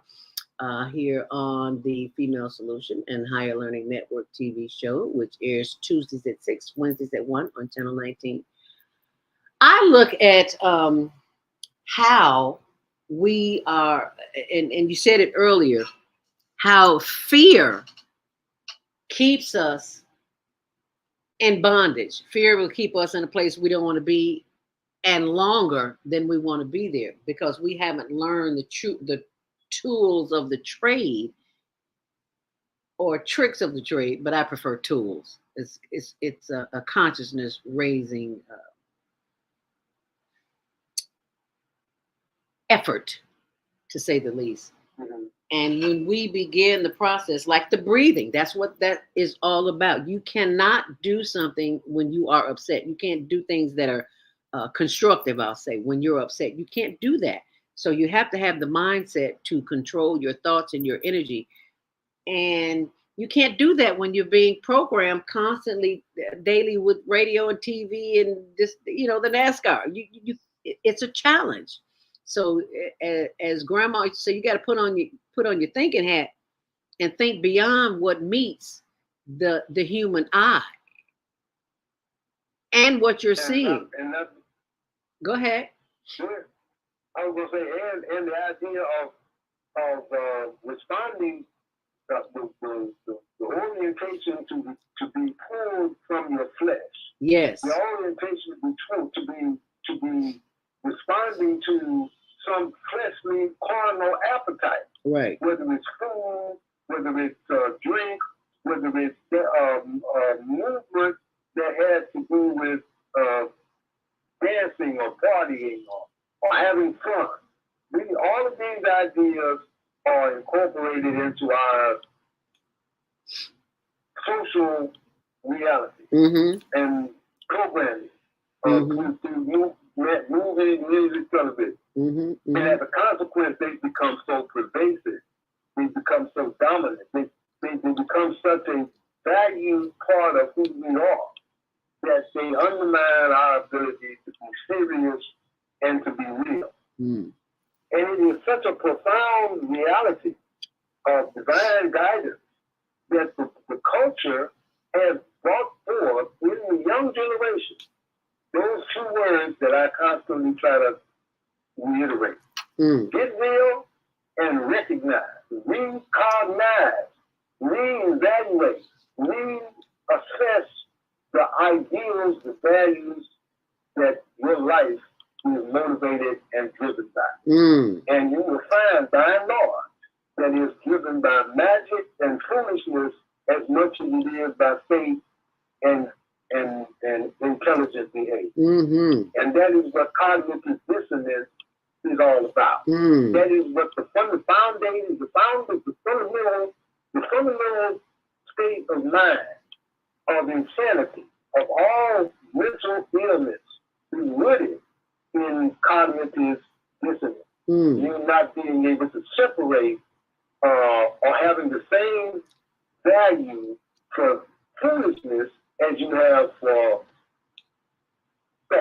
faithful life. Mm-hmm. They have as much attachment to magic and gambling as you do to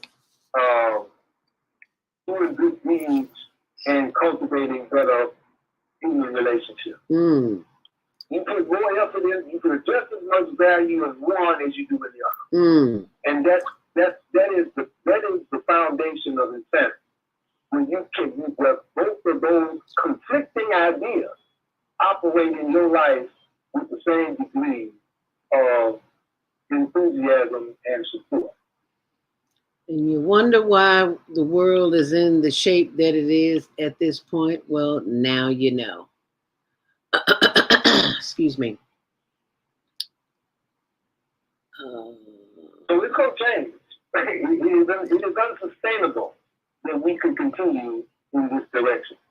But there are too many crazy people. There are too many people who are so fun-loving, and so their concept of freedom is the ability to do whatever the hell they want to do. And they do just that. And it's a hell of a thing that they because they want to do things that are foolish, violent, dangerous. It creates a social reality that is foolish and dangerous and violent. I look at some of the things that adults do, and we try to blame it on the youth, but it's like they're doing some of the things that they see us do. So we cannot point fingers. We have to. It's just got to work. Yeah.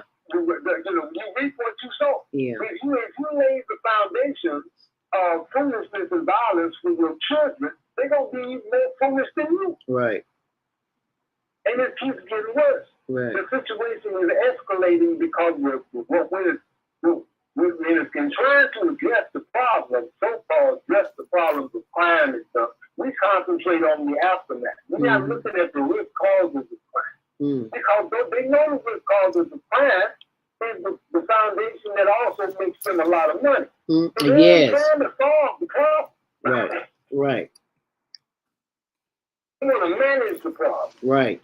They want to contain, they want to send the problem to certain areas and get the profit from it at the same time. Yes.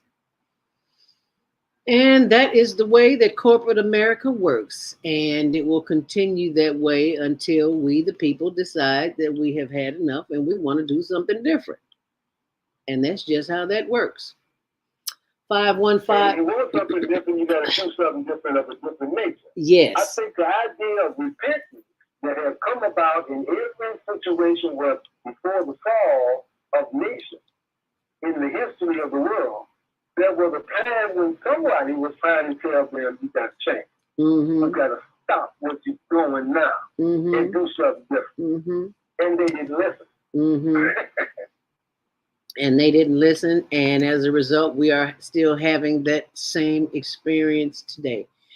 It is 8:30. If you just joined the conversation, we're speaking with Brother Lionel Abdul Haq of Community Cultivations, our co-host here every first Monday of the month. It is Monday, July 3rd. Tomorrow's the 4th. And we're talking about the NASCAR weekend street races. How did this Independence Day weekend event benefit the citizens of Chicago? I don't know that it did, other than bringing chaos and confusion to the streets. But as you can see, nature took care of that yesterday. So the rain, where you couldn't even see in front of you, let alone go out on the street and drive a car. But stay close. We'll take your calls right after this last break at 515-605-9325. Press 1 to speak. We'll be right back. Hi, I'm Naima Latif, executive producer of the Female Solution Global Radio TV show. We are a part of the online network of Associated Internet Radio hosts. On Air. On Air empowers you with transformative news and interactive radio TV shows. This is such a wonderful time to be alive and to see our human family coming together as one community as a result of that powerful tool, the internet. We can now talk directly to each other all over the world. There's no need for for conflict or misunderstanding. There's no need for violence to solve our differences. We can talk to each other face to face until we reach an agreement. On Air offers a fantastic global guide to communicators from all over the world who are using their internet platforms to inspire us to strive to be our best selves in order to become the kind, compassionate, loving people we were all born to be. Once we do that, we'll see planet Earth transformed into a place of peace. Subscribe to the recommended YouTube channels, Facebook pages, and podcasts created by these Voices of Enlightenment. On Air provides daily news briefs and a weekly magazine to keep you abreast of events and opportunities. On Air news affiliates in television, radio, and print share information, insights, and interviews with notable personalities. Go to OnAirEverywhere.com for a daily dose of uplifting news. We're on air everywhere, online all the time.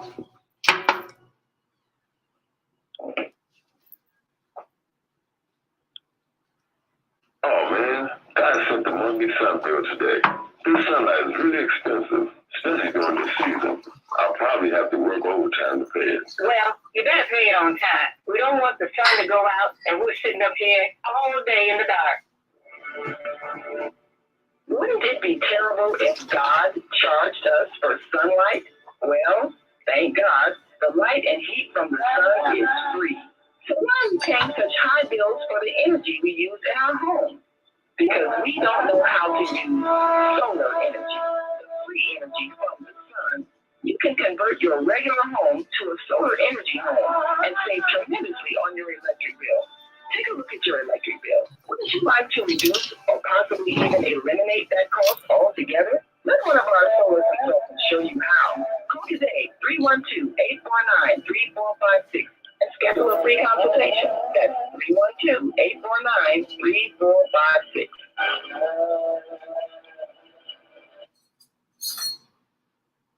Hi, I'm Dr. CJ of Valona Health, where we combine orthopedic manual therapy and neuroscience to treat the whole person. Health tip for the day is keep it moving. Doesn't matter how, just keep it moving, doing something you enjoy. Walking, dancing, rolling on the floor with your dogs or kids, really anything. The body craves movement to keep its bones, joints, and muscles happy. Even our mental health and internal organs and digestive system rely on our movement. Thanks for being a part of the Higher Learning Network, the Female Solution.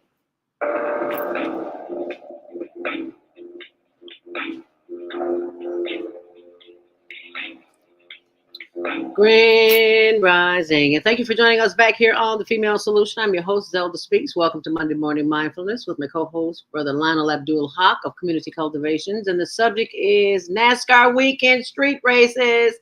How did this Independence Day weekend event benefit the city of Chicago? I always say, as many do, follow the money. So where's the money coming from? When I'm looking at the races, Lionel, I'm looking at the fences that were put up, and all I see was McDonald's signage everywhere. And I was like, oh, McDonald's sponsored NASCAR. McDonald's with all the cancer causing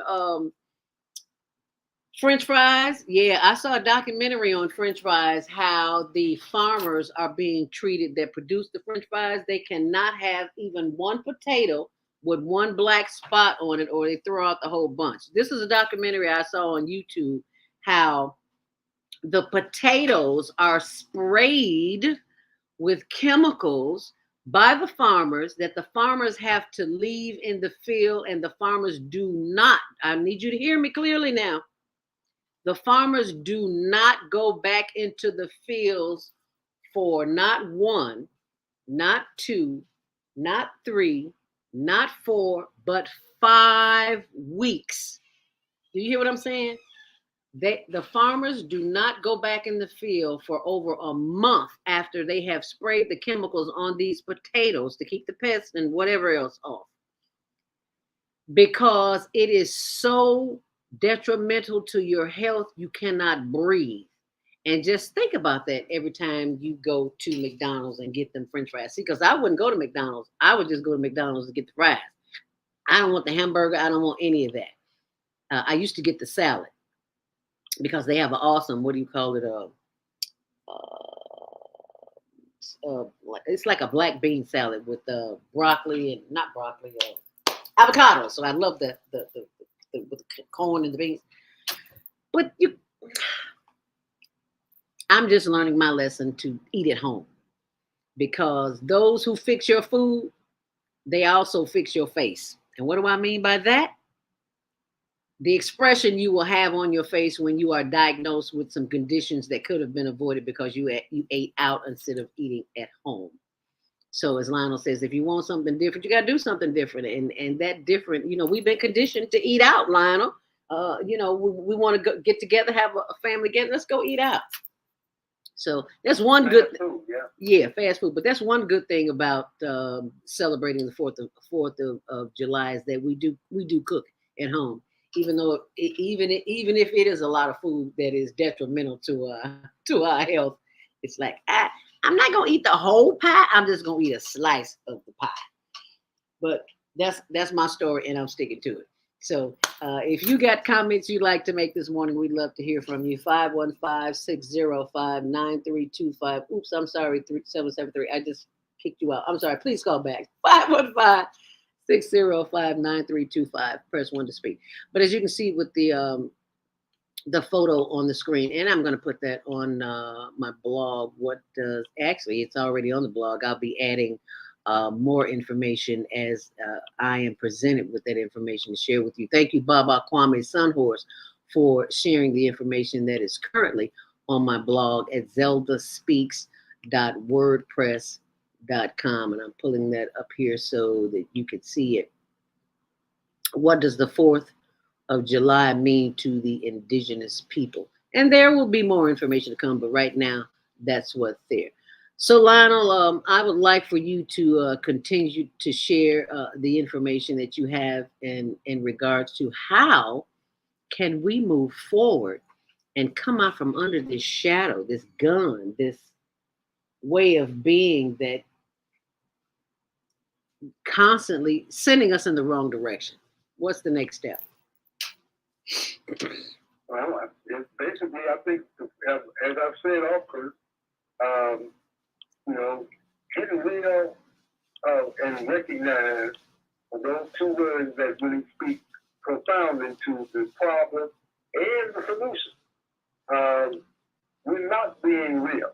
We're being programmed to be phony, to be foolish, to be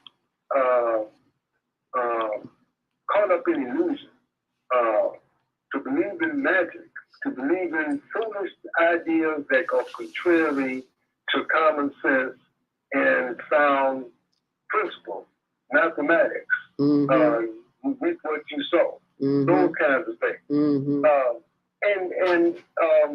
That's the beginning. I think the beginning also is to be sincere, and to seek refuge in our Creator. To however you understand the Creator, different religions out here. I'm a Muslim. I identify very strongly with the teachings of all religions, however, in the sense that I believe all of them have some back. And the more you know about the rest of all of them, the better you can see the big picture, a divine picture. And you can separate what is real from what is unreal, what is true from what is false.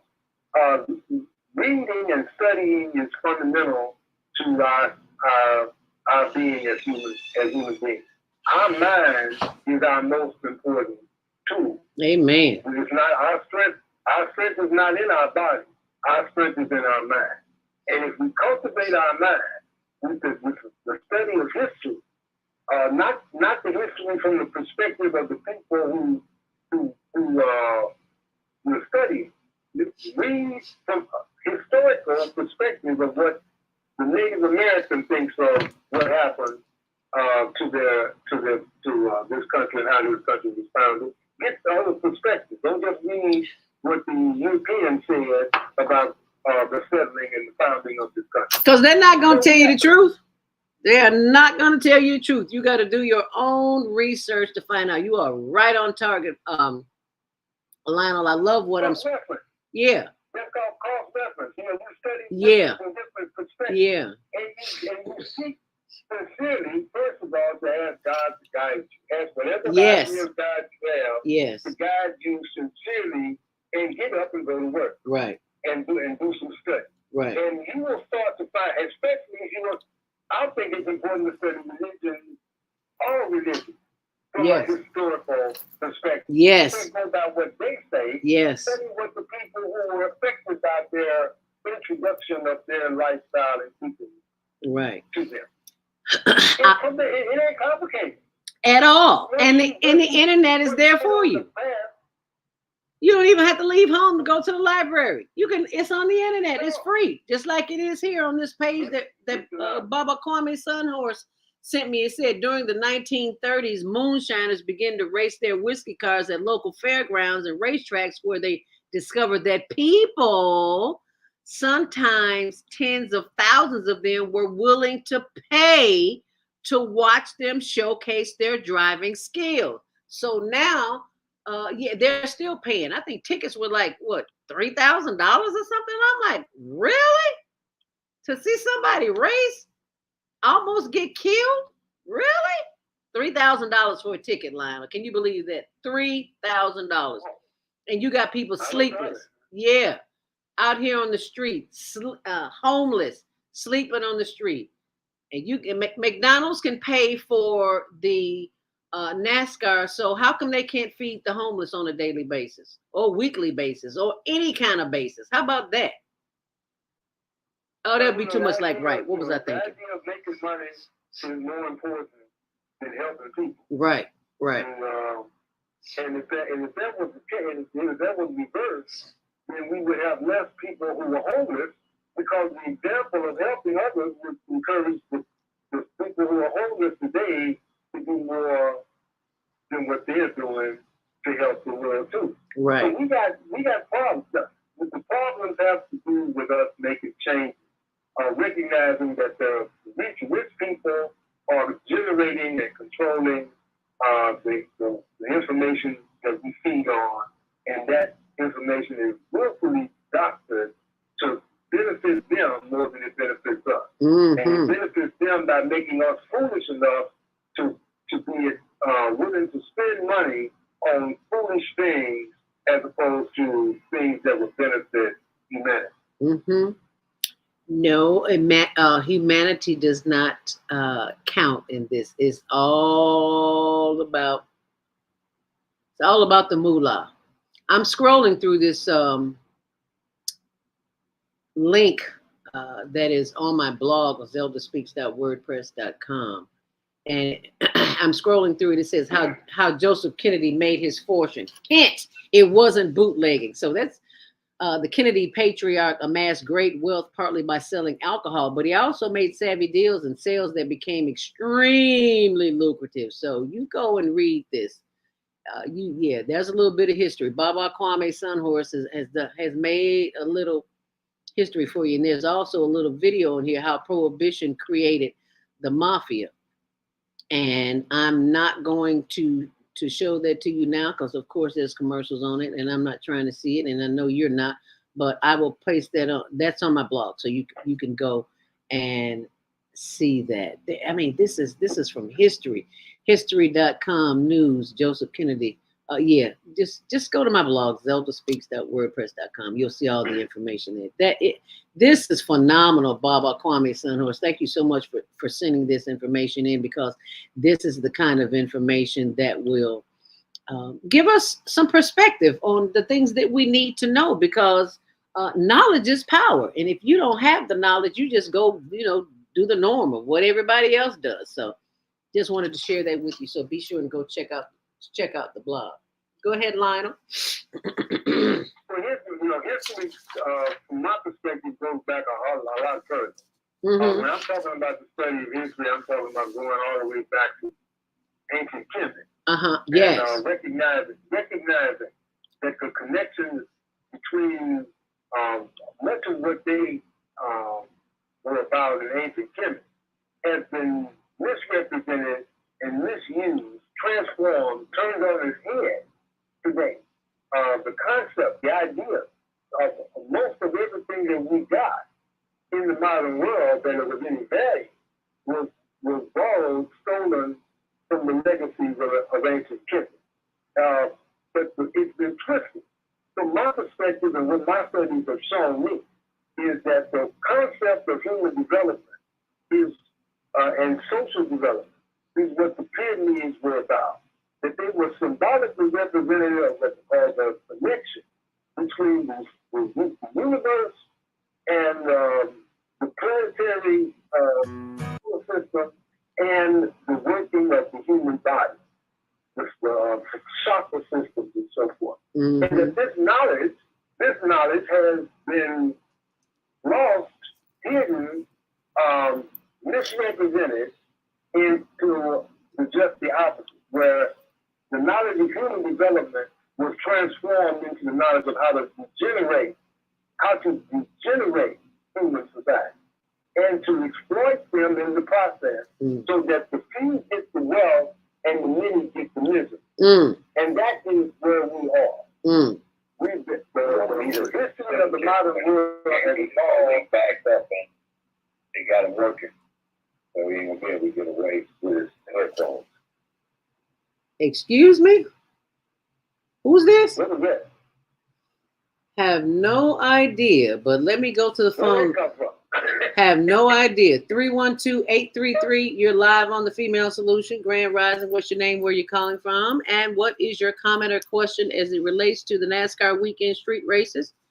How did this Independence Day weekend benefit Chicagoans? Hi, who's this? 312-833. Yes, this is Brother Trump.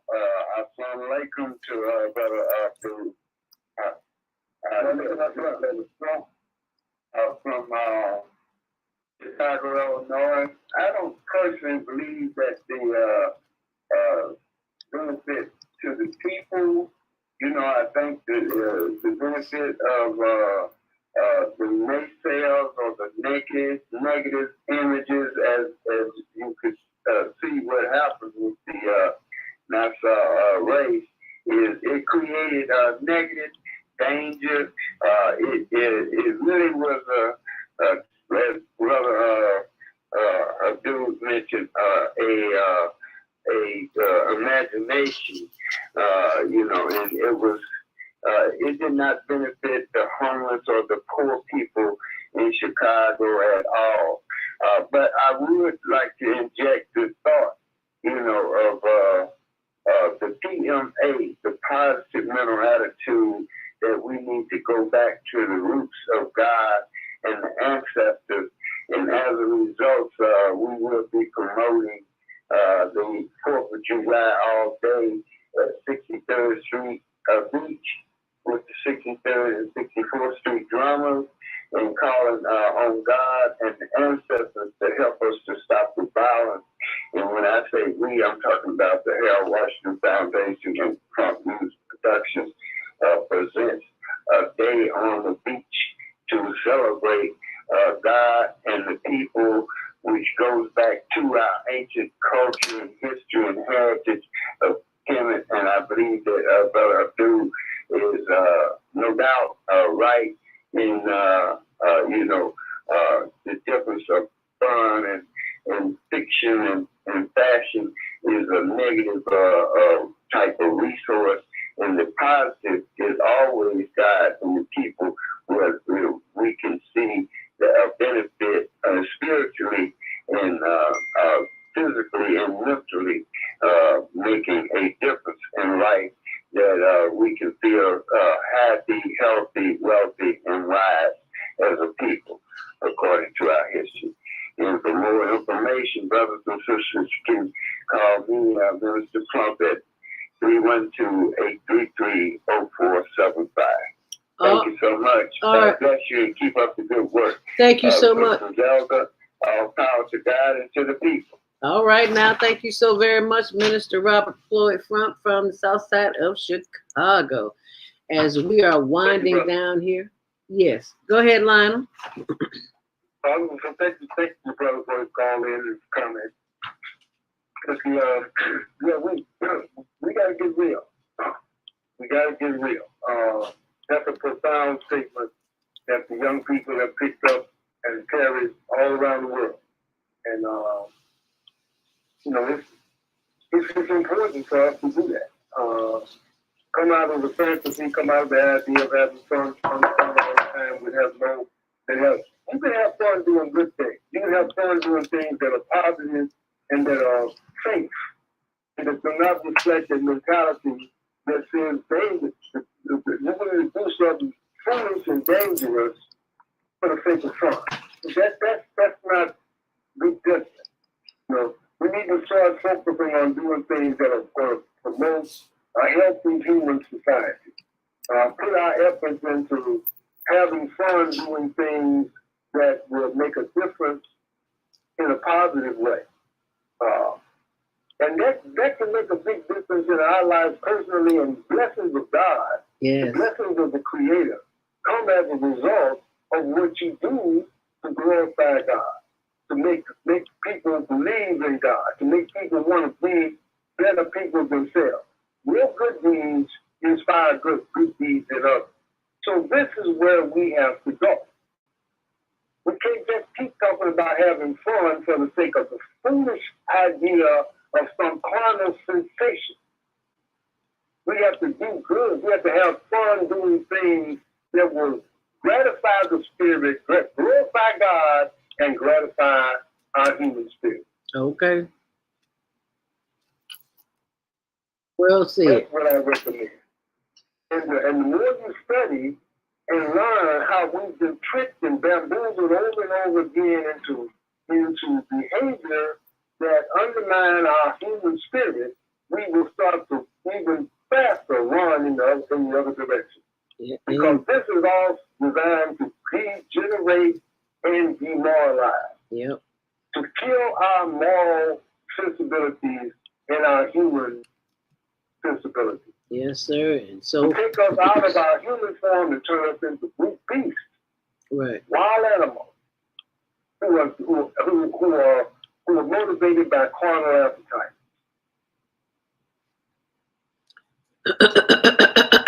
Excuse me, got a little frog here in my throat. And that's going to take some time. That doesn't happen overnight. It's a process. You've got to do the work. You have got to first of all, you got to make the commitment, because we say we're going to do things, and then we get around those who are doing things that we want to do, and we forget about it.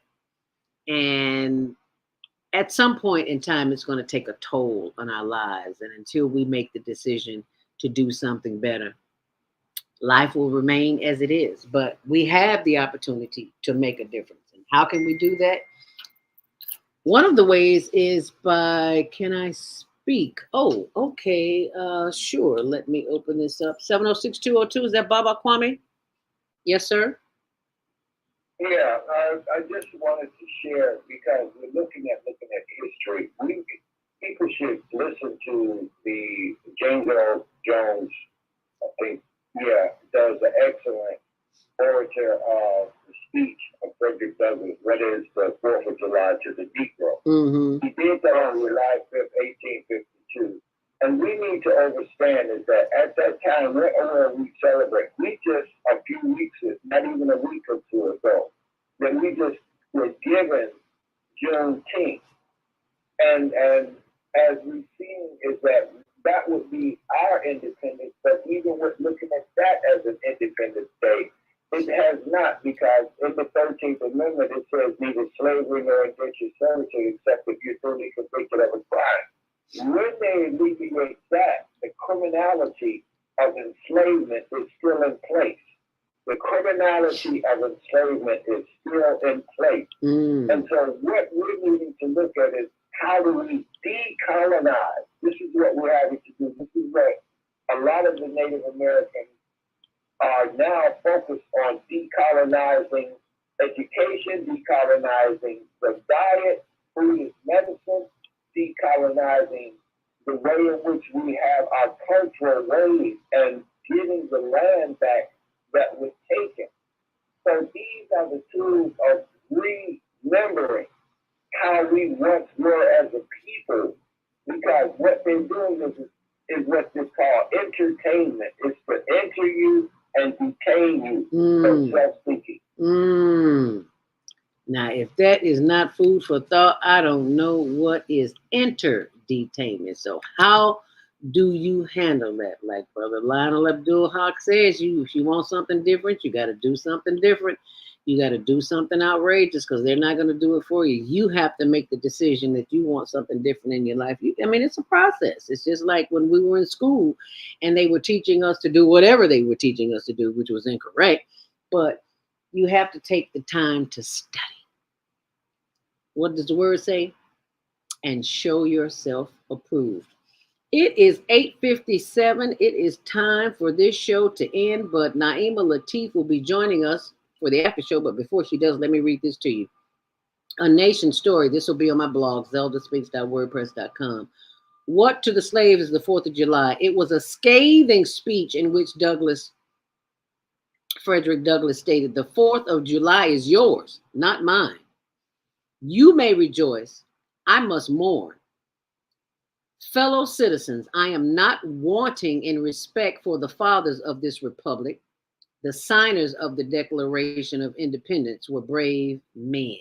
And there's a whole story behind that. The Baba Kwame Sunhorse sent me, and I'm going to post that as well on my page. But I forgot to mention this in how the prohibition gave birth to NASCAR. It says, indeed, beginning at the prohibition era, the drivers transporting the moonshine from rural areas or illegally importing booze from Canada had to make resourceful changes to their vehicles to elude the authorities on winding back roads with hairpin turns.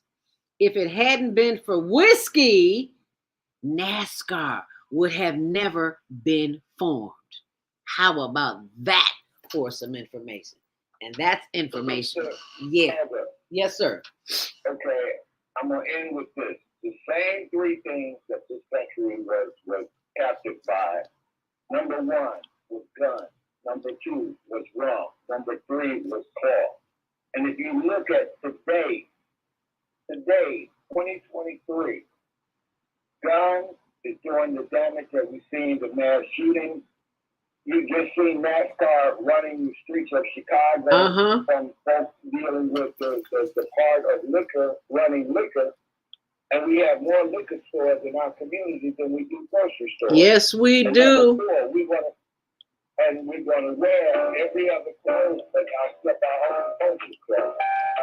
You hit the nail right on the head. For those who are on the switchboard, if you want to speak on the after show, you need to call. You need to push 1 right now, because after 9 o'clock, you cannot push. You can push 1, but we won't see it. So you need to push that right now if you want to speak. And I see some hands are up. 312-872-773. I see your hands up, so just hold on and we'll go into the after show with Naima Latif. Leave your comments about today's show. You can always reach me on my website at www.naimalatif.com. That's www.naimalatif.com. Watch our TV shows, listen to our radio shows, order our books, and be sure to get your copy of the book, The Female Solution. On behalf of our team of radio hosts, I'd like to thank all of you who participated in today's discussion. And to our global family listening from all around the world, please say thank you. To our families in China, Shushe, India, Nandaba, Japan, Arigato, Korea, Kamsamida, Russia, Siva, Germany, okay, Poland, German Korea, France, Merci, Spain, Gracias, Italy, Grazie, Egypt, Shukran, Ghana, Medasi, Nigeria, Eshe, South Africa, Niabonga, Senegal, Geret, Kenya, Asante, Israel, Toda, Pakistan, Shukriyan, Afghanistan, Tashakur, Saudi Arabia, Shukran. Assalamu alaikum wa rahmatullahi wa barakatuh. Thank you. And may peace be upon you and the mercy of God and God's blessing.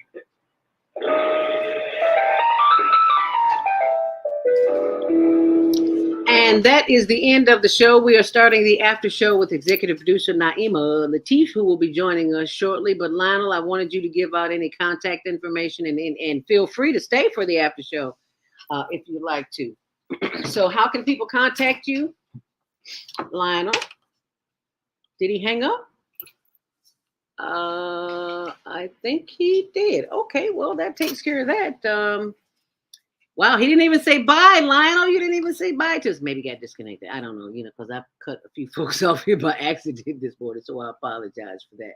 But Baba Kwame Sunhorse from, are you still with us? Unmute yourself. Okay, go ahead until Naima shows up. She's getting a video that she'd like to share with us. So please go ahead and continue your thought. Those three things that I said, guns, alcohol and drugs are synonymous. They're together. And then we have fraud. And when we look at our community, we see that those same three things are major problems in our community. They keep us at each other. And so what we're having to look at is how did this mind control or this control come about? And what we have to understand too is that when we begin to find these truths and understand these truths and study our story and not his story, then we have to look at how do we reconstruct it? How do we reconnect to how our people were once upon a time? And how do we create these communities that we want to see? Because once upon a time, we were a community. We're not a hood. We are a community. Thank you. We communicated with each other. We are wearing hoods like you see all these young people wearing these hoodies. Mm-hmm. It's because they don't want to see what's beside them. They just want to see what's in front of them. And basically what's in front of them is they're holding a phone. And you got to be mindful because July the 1st, 5G has been implemented. Yes. GC. And that is where now the thing is that the 5G is not just basically towers. It's coming from satellite to towers to your phone. And this is the new band because we said we live in an urban area. The C-band is what they're now putting around the cities. And this is like you're putting an electronic fence around these urban areas to where now you have people herded into communication.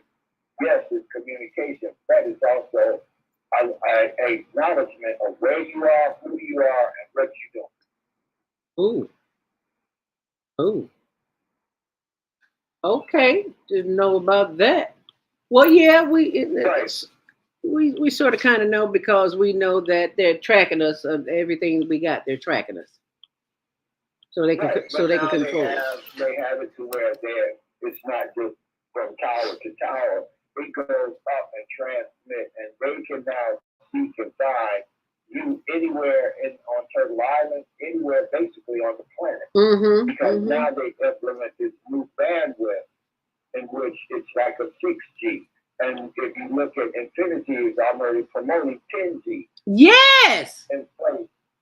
All of this is in place is because what they're doing is that if you control the mind, you control the behind. I love that. Control the mind, you control the behind. What they say, control the mind and the body will follow. Right. And what they're doing is adjusting the frequency to where when they want to implement, frequencies that will cause you to think other than what your heart is saying, it will give you untruth. And so we've got to begin to look at how all of this programming, this algorithm, this new coding, because we went from Jim Crow to Jim Crow. From Jim Crow Jim Crow, because racism has been put into technology, and this is the main thing in which it's going to be a tool of labor force for one, because most Walmarts are now self-checkout. So Yes. you're going to spend your money, bag your groceries, and do that because they don't allow people to have those positions of jobs anymore. Right. So what do you do when you go to the store? You have no control over anything. That's why you need to be growing your own vegetables. They don't care about you. Nothing about you. Right. And why Native Americans says is that decolonizing the food is medicine. They're teaching foraging, to where you can go out into the woods, into nature, and find the medicine and the foods that will sustain you. We should not be eating anything that does not grow in its own packaging. Thank you. I went to the store the other day and the cucumbers was wrapped in plastic. I'm like, why? Why do we have cucumbers in plastic? They weren't born in plastic. They come from the ground. So why are they in plastic? And I went and asked the manager. Guess what he said? Oh, I don't know. And I'm like, well, I know, and I won't be buying them. But what you have to begin to do is you go into these grocery stores and you go in there and ask for a manager and say, okay, where is your health food section at? They'll point to an organic section over in the corner. Right. And what is the rest of the store? If it's not life-giving, it's death-giving. Right. You are absolutely right. And they don't care. They're there to get a paycheck. They could care less. Right. But that's the way corporations are done. Right. And I was looking up here at the Jaguar now. They're getting ready to open up 2 dispensaries up here, and they've already got the farmers that will grow the marijuana that's going to be served in the dispensary. All of this is organized. Yep. And you think it's all for your benefit. Yeah, it's for your benefit, all right. But it's not for your best health. I'll put it like that. It is not. No. You think it is, but it's not. And we've been trained to think that way. Just like you said about the potatoes at McDonald's, and the 5 weeks that they can't go out there because of the chemicals. But most of the potato, you can take a regular potato, peel it, and make French fries and lay them out. One fry from that and one fry from a frozen one. Mm-hmm. That fry that you have frozen has formaldehyde on it. Yes. It will not turn brown. And so what you're looking at is they're using formaldehyde. My cousin on a funeral home in Mississippi, and when they go to convention, they have the biggest laugh about, we don't have to embalm all these young people because they got enough additives and preservatives that they got a shelf life for 5 years. Are you serious? No, they don't, because your body does not decompose as bad because you have put in all of those preservatives over the years of eating from these preservatives, additives, and things that's in the food that you're consuming. Wow. But your body is not even in its natural decaying state. Wow. How about that? Let's get a few of these comments. Deborah Smith says, I hope to find some positive benefits of NASCAR to share. I'm sure there is some. We just don't know what they are. I'm sure Naima will talk about that, Deborah.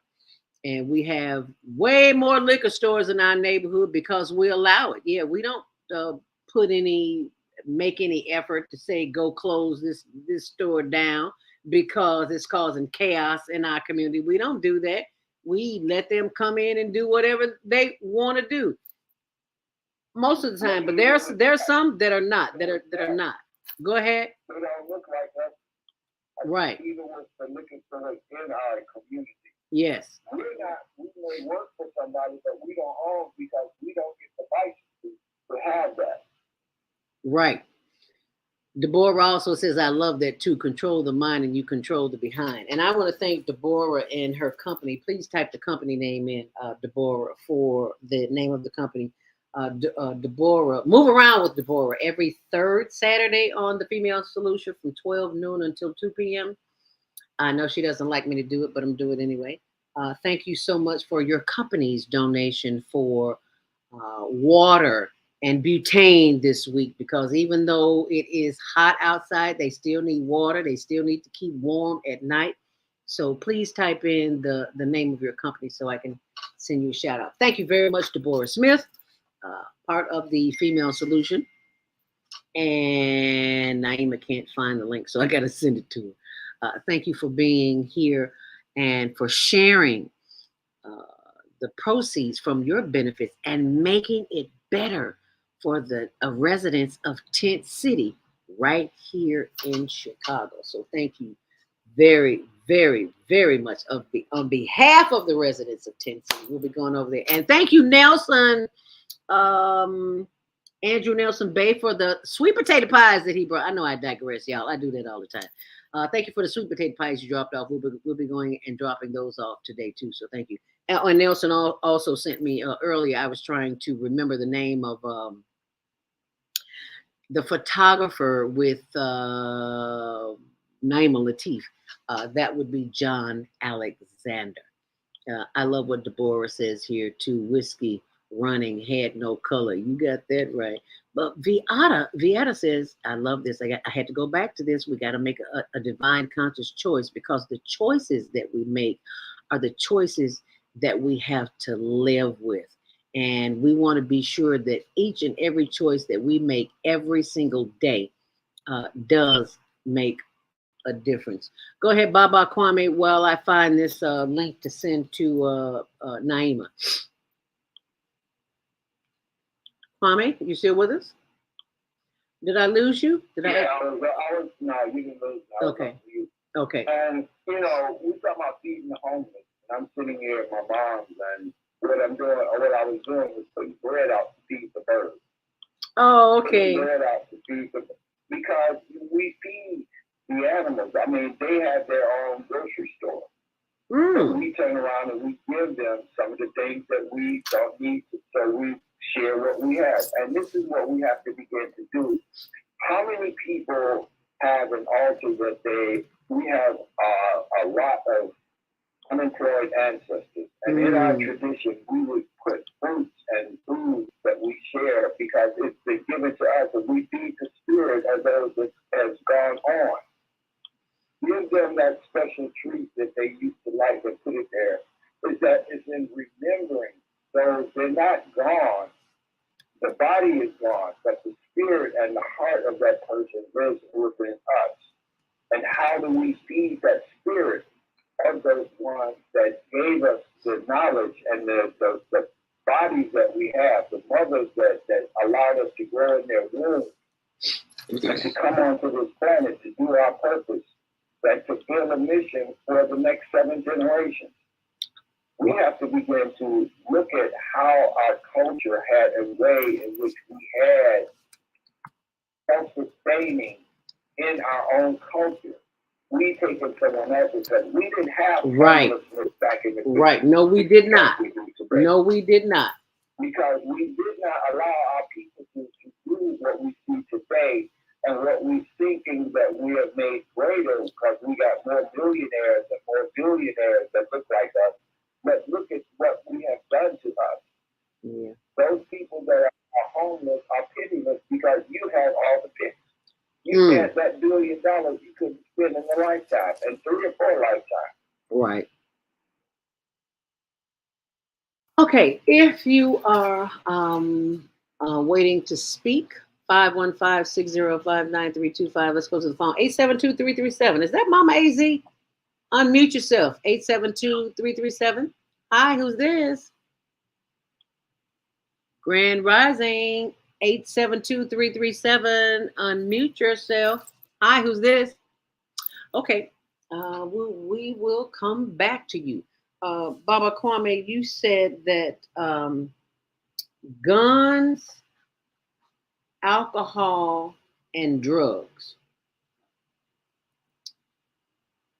Guns, alcohol, and cloth. And cloth. But it's saying it's cloth. Right, cloth.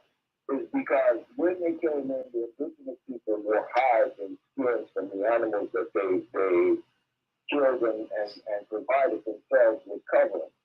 They began to force into, especially the missionary schools, to remove the children from their culture and put them in schools and dressed them in attires that was unbeknownst to who they once were.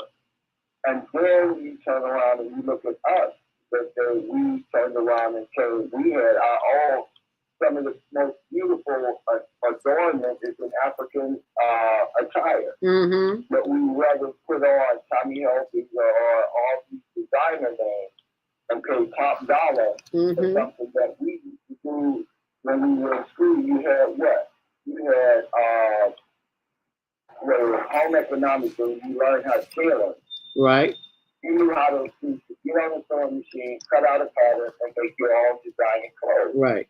Colleges that we now have to go and spend top dollar to wear somebody else's something, a name or a badge, because I shared with you once upon a time, when you put some words on your body, you put the energy of those words in you. Uh-oh, wait. Somebody needs to hear that again. Would you please repeat what you said about fashion? Right. When you put on these advertisements that they do by putting their names and all of the whatever they put on the clothing, you are wearing what goes into your body. Those words have energy, and you're just like Dr. Emoto showed it. When you put a word on a bottle, you put that energy of that word in the water. Your body is what? 70% water. So when you're wearing these slogans and these advertisements for people, you are being absorbed by just those words that you put on your body. Ah, how about that? So think about that the next time you go to get Gucci, Uchi, and Iarucci. Hello. Yeah. So that's why it's important that you envelop yourself or put words that you're going to see, words that will illuminate your well-being. You know, the folks that you went, they don't care nothing, they don't know you exist. Remember that incident with Tommy Hilfiger? That's a whole nother story. He's like, yeah, I don't know who those people are, don't care about it. Anyway, let me go pull up my co-host here after I see these couple of comments. Here she is. What Deborah says, I love that too. Control the mind and you control the behind. Thank you very much for Gateway Travel LLC, African American host travel agency since 2006. I said that right. And yes, so thank you so very much for your having an open heart in the first place to be of service to those who can't, who are unable at this point in life and living in Tent City as homeless residents. And I'm learning that when I'm packing the food on every Thursday at food courtesy of European American Association, EAAchicago.org, I am reminded, not because I have to put the names on the box of who I'm, because I have seniors that I deliver food to too. And I used to put homeless. And I thought about that one day. I said, if I was homeless, I don't need to see that every day. I already know the living condition that I'm in. So I start writing Tent City residents. And if it made me feel better, I can imagine how it made them feel better. So thank you, Deborah from Gateway Travel LLC. Yes. Yeah, I'm going to have to go because I'm getting my mom ready. Before I leave tomorrow, I'm going out to Brooks and we're going to visit my father and my brother. Okay. And paying respect to them. Okay. And being able to give her that opportunity to go and do this. Okay. Well, thank you so much for Baba Kwame Sunhorse for stopping in, and tell your mom she has fans here on the Female Solution. What's her name? Her name is Carolyn. Carolyn. Thank you, Miss Carolyn. We appreciate you, and we appreciate the wisdom that you have shared with your son, Baba Kwame Sunhorse, because he just makes my day every time he calls in. Thank you so much. We appreciate you, Baba. All right, y'all have a great day. Thank you, and you have a better one.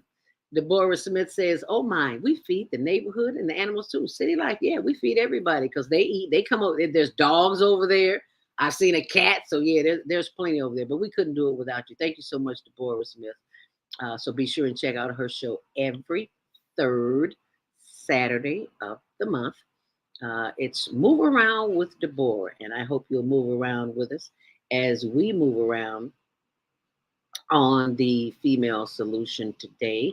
I am moving around right now to the after show. Actually, we're already in the after show with our executive producer, Naima Latif.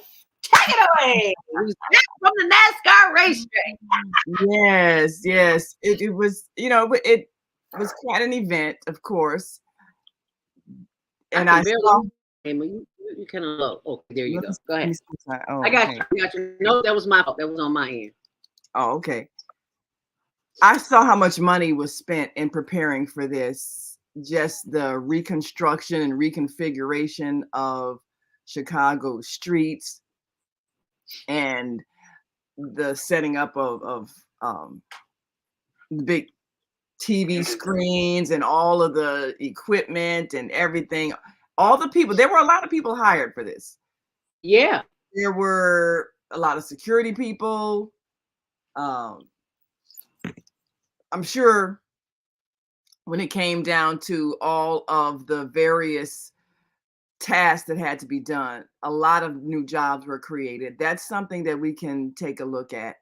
And where did those jobs go? We ran into a number of people who this is their first time really paying attention to race car driving. So they introduced a new market. Yeah. And there's a video we can share with a young lady who is executive director of a youth organization, the Hope Youth Foundation, Chicago Hope Youth Foundation. And they brought a busload of young people to the McDonald's on 26th and King Drive, where they had an event on Thursday introducing a couple of the race car drivers that were being sponsored by McDonald's. And like it was said, all of the corporations, they got their big moment of promotion with their names on the cars of the drivers they were sponsoring. So it was a lot of money involved in this. And we also had an interview with one of the behind the scenes planners of the event. So there are several of these things, all of these things are available on our website, onaireverywhere.com. You can get the interviews with the winner. He was born in New Zealand, and he's been racing for years and has won, and gave us some insight on what it was like trying to navigate through Chicago's makeshift racetrack, the way we converted our city streets. And we also spoke to, we captured some of the interviews with the you just scroll down and you'll see the interview with the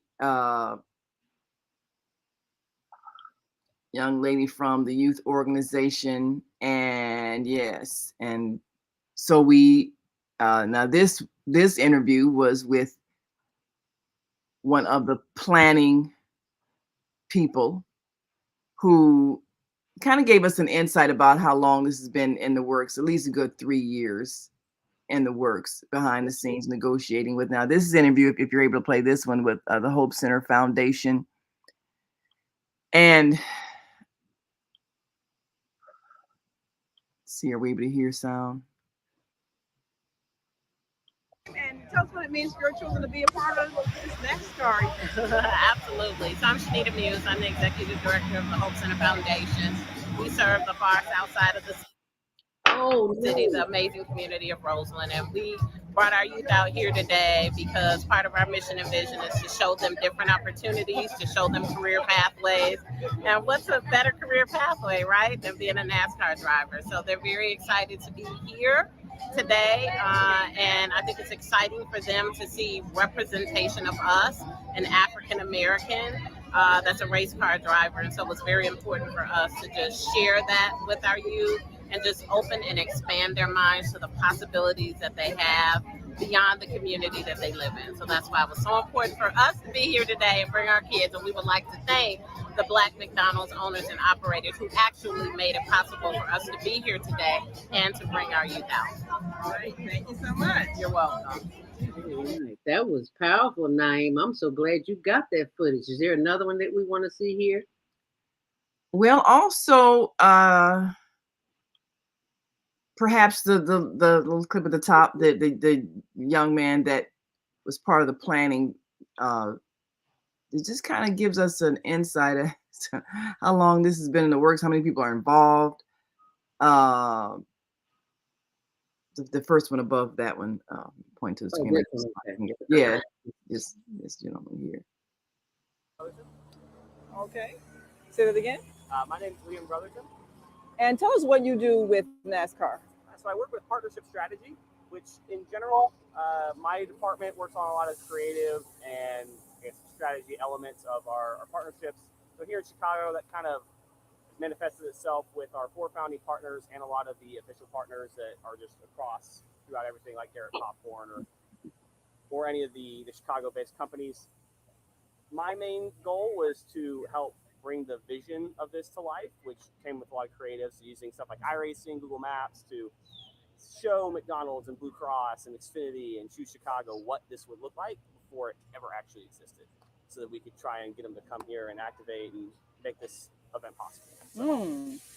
So what was the thing that finally closed the deal and made everybody decide, yes, we can do this? I would say a combination between iRacing, which is a video game platform. They came here about 3 years ago and scanned these streets in the night, and then they rendered this whole track out on iRacing and said, all right, here, drivers, try it real quick. Does this work? We tried it. It was pretty good. It seemed like it worked. And then, that kind of got the gears turned. It's like, let's get this in real life. Let's bring this to the people. So during COVID, actually, they had the first time there. Yeah, when NASCAR had a lot of their virtual stuff, they had one of these races, and then they did another one, and they had the NASCAR Coca-Cola guys, which is like a esports division of NASCAR. They ran here twice, and everything's been a success so far. So now we're just here in real life. All right. Well, thanks. Good job. All right, Naeem. Yes. And that lets you know how long they've been working on this. 3 years. It's 3 years. And did a whole simulation of what the track would look like based on just, like you said, going to Google Maps. You can see the whole city from above. You look at how the streets run, and just created a whole simulation of how they could actually map out a racetrack in that area, which really says a lot when you think of the planning that had to be involved, the safety issues. And I know a lot of the callers and of course the guests talked about the risk involved. Now, as a media person, this was interesting. All of us in the media who were going to be down there near the track doing video or photography, we had to sign a release. Yeah. Saying that NASCAR is not liable if an accident happens and we're injured. So you understand, and there were some crashes. Thankfully, no fatalities or major injuries, but cars got bent up a little bit. But there have been times when crashes have been very serious and people are hospitalized and things like that. And so you have to understand that if you're going to be there near the track, you are at risk if there is a crash. And we had a chance to think about that because it was very rainy. And if you were in Chicago and you were near your cell phone, you were getting those flash flood warnings. Yep. And they had to cancel 3 concerts because they couldn't make that work. But I knew the amount of money they put into that race, they had to make that. I mean, they had to try to scoop the rain off the streets and everything else to make sure that race continued. That first race, the Xfinity race on Saturday, they had to cancel that before it finished. They were supposed to race 55 laps, and they could only finish 25. In order for it to be an official race, they had to run 27, and they were going to try to continue it the next day, but the weather just wouldn't permit, so they just had to scrap that and name a winner based on whatever circumstances were happening at the end of the race the day before. So the weather played a huge part in it, and thinking of the safety issues, the drivers having to make those adjustments. There is one other interview also. The winner, we were in the press room when he spoke, and we were able to ask him about how he handled the whole weather situation, the street situation. And I guess you can go to, I guess you can type in onaireverywhere.com/sports, and that's at the top of our sports page.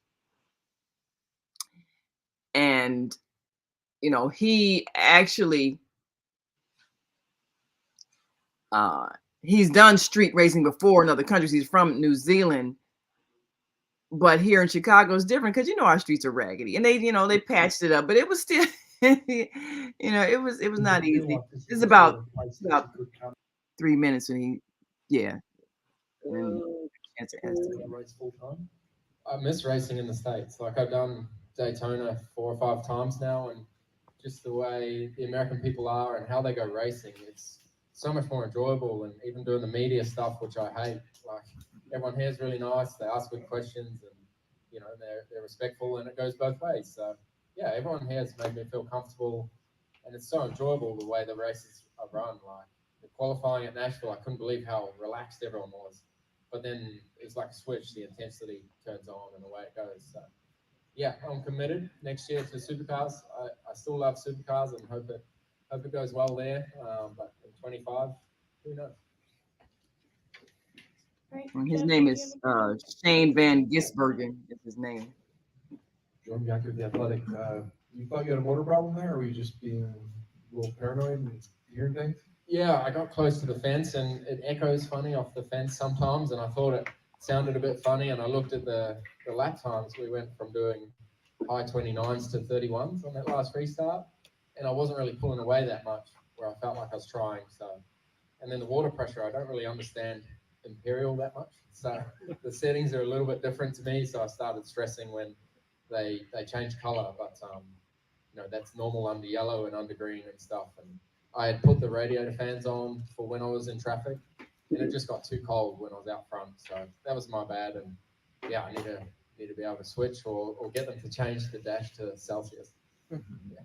One thing I saw was there was quite a few of your supporters here from Australia and New Zealand. Did you get a chance to interact with a lot of them? What was that like? Kind of people came from Australia. 50,000 photos on the photo before, but there was some guys with SVG shirts that came from Australia and came to watch the race. So they snuck up onto the podium and took some photos with them. But the support we've had and the interest from Australia and New Zealand, it's been it's overwhelming, and so cool to see how interested people are in this race, and hopefully shows how good our supercar drivers are and opens the floodgates, and we can come over here and race. There hasn't been anyone from supercars since Marcus really come and have a go, but there's plenty of good drivers now wanting to come and try expand and come over here. Any of the top 10 in supercars are good enough to come and do what I just did. Thank you. All right, go ahead. It's Naima Latifah on Air Daily News, and congratulations on your win. Thank you. It was a big deal changing the city streets to a race car track here in Chicago, but also this is usually the weekend where it rains. So how did this track compare to what you have experienced before? What kind of adjustments did you have to make based on the way the track ran and the weather? It's pretty similar to some tracks we have, like the last half of Surface Paradise is pretty similar to this in some ways, but the changes in surface were extreme, like to go from old to new, and then the concrete. I've never driven on concrete like that really, maybe Sebring a little bit, but then when it rained, the concrete was crazy slippery for everyone. So quite different. But for NASCAR, like their first ever street race and the way the weekend run, unfortunately the Xfinity series didn't happen, but yeah, it's credit to NASCAR to nail it on their first weekend, and hopefully it leads to more street courses, and I'd love to be here for them. Thank you. All right, we're gonna go to Reed. All right. All right now. Yeah. So, Reed Spencer with the NASCAR Wire Service. so now just looking at the amount of money spent by fans, by the sponsors, by the city, this was a huge investment. And I'm sure there'll be some assessments as to who benefited financially, because that is a question that, our aldermen who represent the various communities need to be asking. There were, as we saw, there were some events in the neighborhood. There was, the McDonald's event. There was the event at DuSable and something on the west side. There were a number of neighborhood events with the drivers, promotional things and so forth, because I'm sure that was part of the deal. This is all about Chicago tourism and bringing back that global tourist attraction image that Chicago may have lost a little bit over the last few years with the riots and things like that frightens people. So we look at how the city is going to attract people from other states, other countries, and events that we don't usually have. How can this city attract more people who feel safe?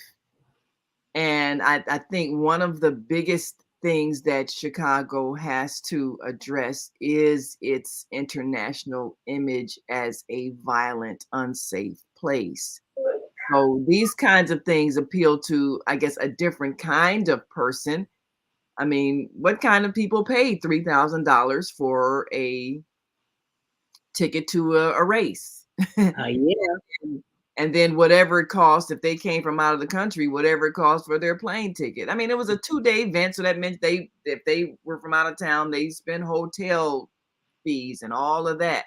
Transportation. I'm sure a lot of the Uber people got a lot of the money that came from people coming from out of town and so forth. You have the trickle down of a lot of different places, the restaurants in the downtown area. So everybody who's looking to benefit financially from this, they wanted to succeed because they know we need to bring back some type of source of revenue. The Taste of Chicago was starting to kind of go awry. We had a couple of negative incidences of shootings and things like that. So when these things happen, it chases away money, and they have to figure out how to bring money back. Now, if they can't legitimately generate revenue from entertainment,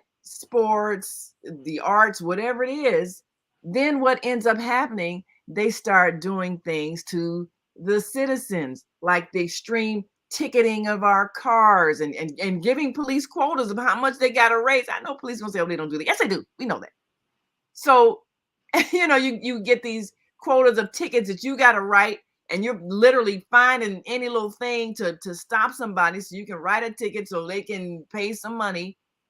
And it creates a lot of stress because everybody's on edge. And we know that little things like traffic stops end up as fatalities. Yep. So when the city doesn't have money generating from other means, such as entertainment, then it begins to prey upon the citizens.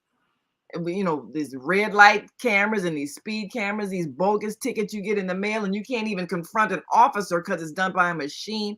Yep. All of these things come about as a result of us not having a legitimate means to raise revenue, to pay the city's expenses, and to help with the business community that needs people to spend money.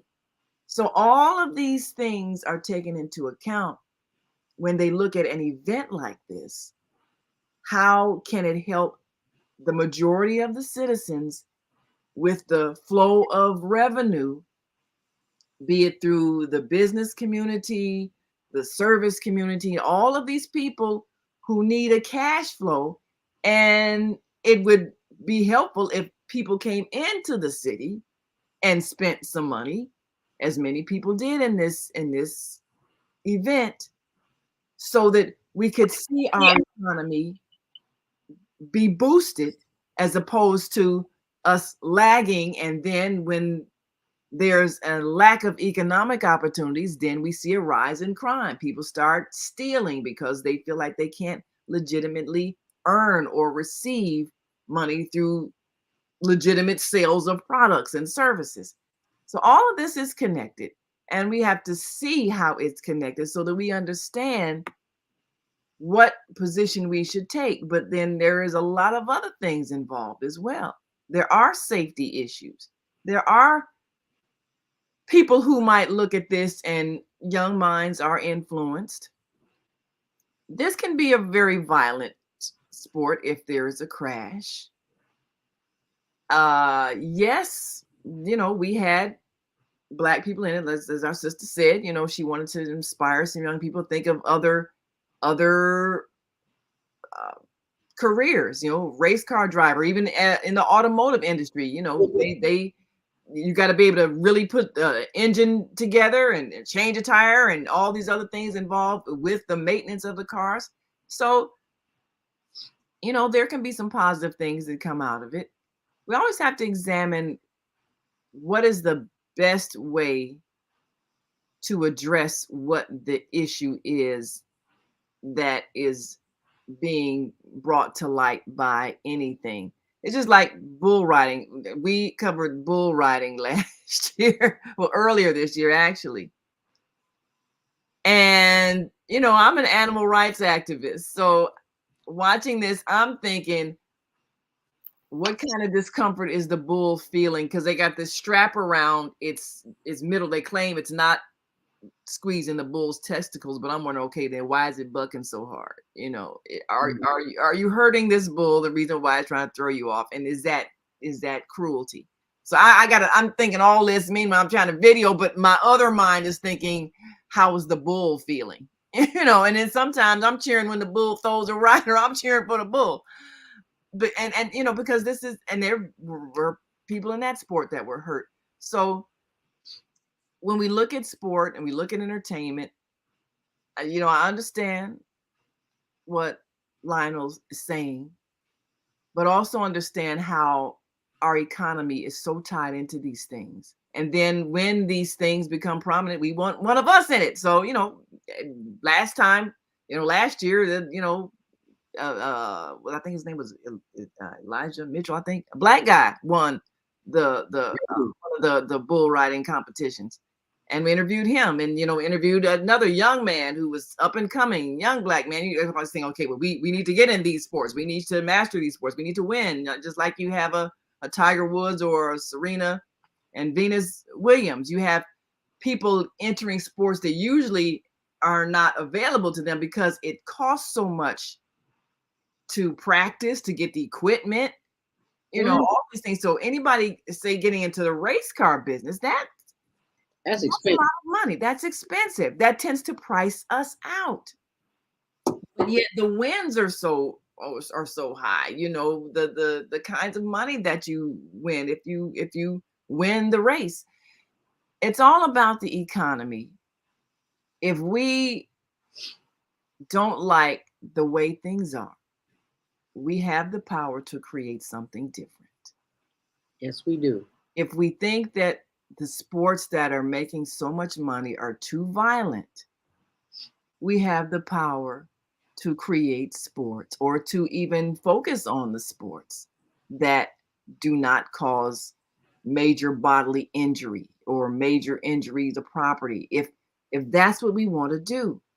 But we have to understand that the reason why these other things are popular is because people enjoy watching them. Right. Now, there was a time when people loved watching gladiators in the Roman Empire, and they loved watching people fight to the death, and it's horrifying and bloody. As a human family, we've evolved out of that level of barbarism, but not much. So if we don't want the next generation of young people to gravitate toward that which is violent and hurtful. You know, football has caused a whole lot of brain injuries. You know, Beata, I can tell you about that. Matter of fact, I remember she did a show on that. So is boxing. So if these are sports, these entertainment events that draw a lot of money, which cities use to pay their bills and hire their workers, if we don't like that, then we have the power to create a substitute. And we should enjoy being able to see a performance where somebody's not going to possibly end up injured or killed. Right. There's all kinds of, there's dance. Usually dance doesn't, unless you break a leg, Right. usually dance doesn't hurt anybody. There's music, unless it's music that's advocating violence, usually it doesn't end in somebody getting hurt. There are a lot of artistic expressions that we can choose to enjoy that don't generate violence or don't lead to injury. But it's a matter of our taste as human beings. If we like seeing people hurt, then we're going to pay to see people hurt. So we got to look at ourselves. We can't point the finger at anybody else. It's us that's demanding this, because if you don't like it, you wouldn't pay to go and see it. Muhammad Ali got me into boxing. Otherwise, I watch something so brutal. But a lot of people into boxing. And he made a lot of money, and he raised the bar even for the amount of money that people could earn in the sport. Right. Is that a positive thing? Well, I'm sure it is for those who made the money. And it came down to, a lot of people don't know, when he was barred from boxing because he refused to go to the Vietnam War, that fight with Joe Frazier. I know people saw the movie Ali with Will Smith, the whole behind the scenes things that was happening, and Howard Cosell really trying to help him get back into the industry because that was his livelihood. Right. So all of these things that work together, the politics of the sports, the position that athletes are expected to take politically, or not take a position at all if they want to get paid. We saw what happened with Colin Kaepernick when he wanted to take a position about the police brutality and how they wanted to shut him out of the football industry, even though he was a winning quarterback. So politics, sports, business, entertainment, it all works together, because most of the time the bottom line is about the money, who's getting paid. And so what we've ended up doing is making sure we fight for our share of the money from whatever event is brought, so that since somebody's getting paid, we should make sure we get our share too. Right. That's true too. But then once that happens, we can't then attack the sport, because if we're benefiting from it as well, that's hypocritical. Yeah, it is. And we have been known to be a little on the hypocritical side. Well, I'm not going to be a hypocrite anymore, because we got about just a few more minutes. I think this is Mama AZ 872-337. I see a hand up. Mama AZ, if that's you, unmute yourself. We can hear you loud and clear. Go right ahead.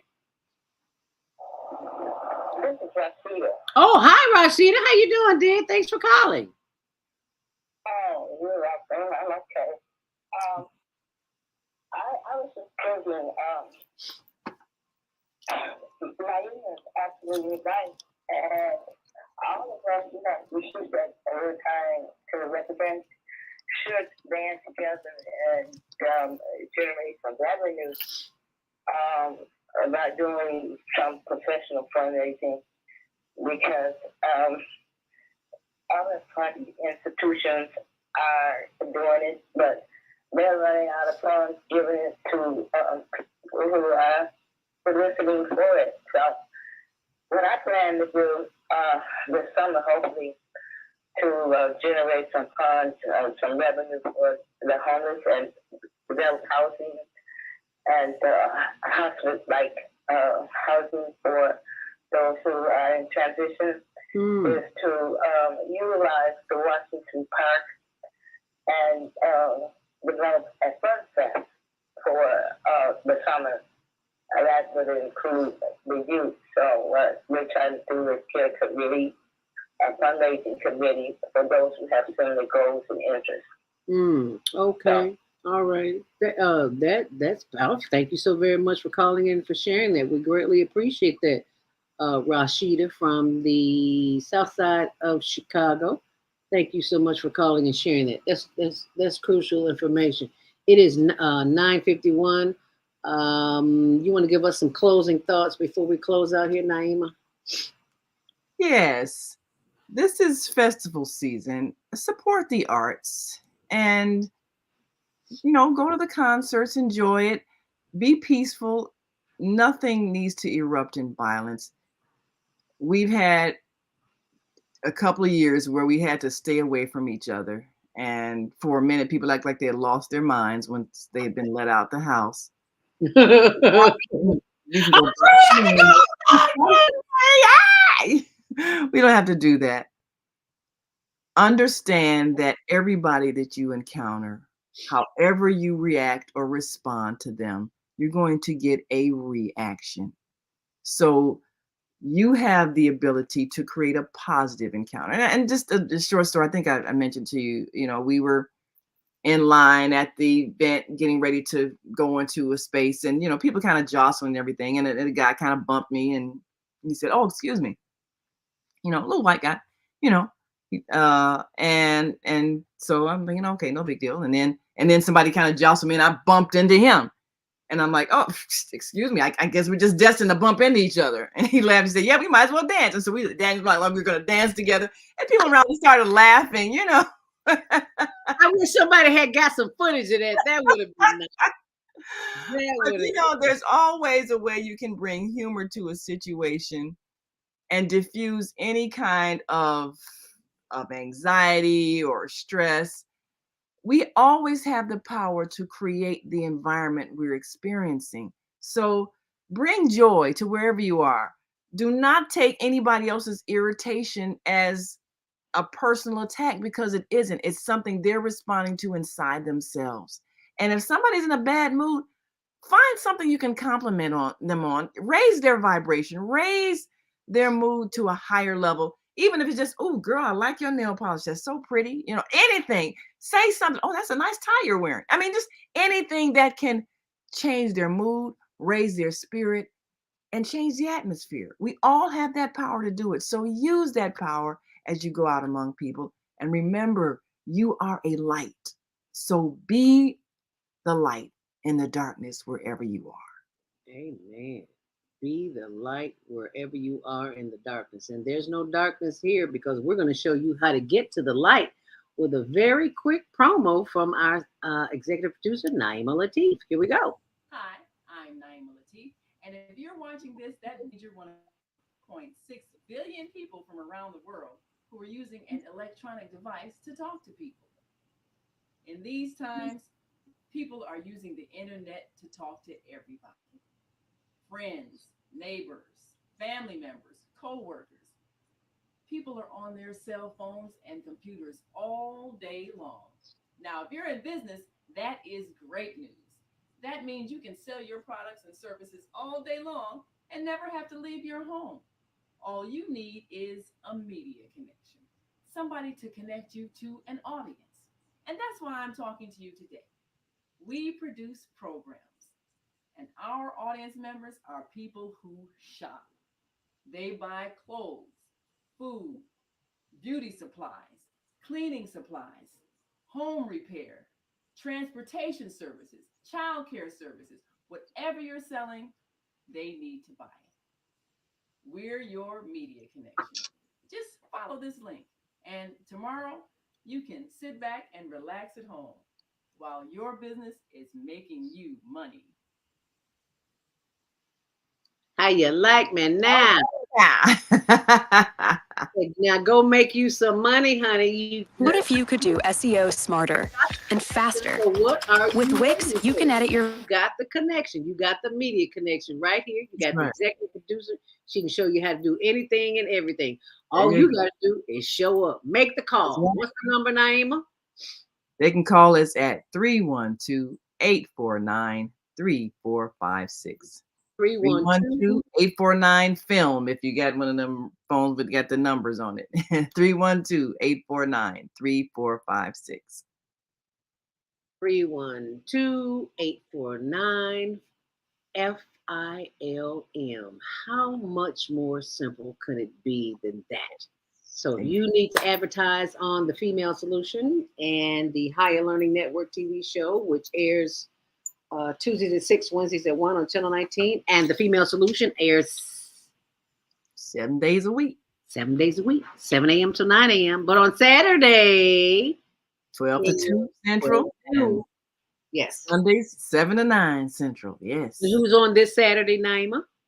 And this is the second Saturday we will have Mama Joy. Yes, the neighborship of joy. So tune on in. And tomorrow we will have. Tomorrow's Tuesday, which is self-care with Jody Susan. Yes. And on Wednesday? And Wednesday, we have Naima Latif and co-host Kareem Hamid. And tune on in. And Thursday, we got Soulful Solutions with Dr. Debbie Green. And of course, Friday, we got Health and Wellbeing with Beata. Yes, quite a lineup. And on Sunday, we got Soul Purpose Healing with Beata. See, we got a lot of soul in this house. Nothing but some soul. That's right. And we start all over again on Monday with Monday Morning Mindfulness with Zelda Speaks. And speaking of Monday Morning Mindfulness, Deborah made a comment earlier on the T-shirts that I didn't get to, that I didn't bring them back up for the make your own label. Yeah, because you are wearing other people's names and other people's messages. We did that in high school. We put our name on our butt, on our blue jeans. We did that. Well, it's time for you to do that too. And she also says, remember when we used to tie-dye shirts and pants? Yeah, I remember all of that. And for those of you who don't know about that, all I can say is that you missed an experience. But it's not too late, because you can always make your own experience. And this experience that I'm sharing today is for that of the fundraiser that we're always doing for the homeless, to help get them heaters, water, generators, all that good stuff.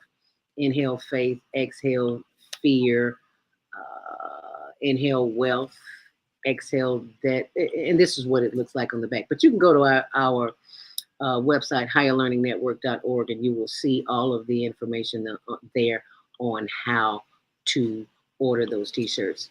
And if you want to continue to be a part of the Female Solution, please join us tomorrow morning, 7 until 9 a.m. Central Standard Time.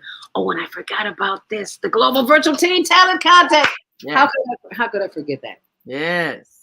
Every last Saturday of the month. So Saturday, July 29th from 12 noon until 2 p.m. 1 p.m. Will actually be 2, because we'll still be on the Female Solution.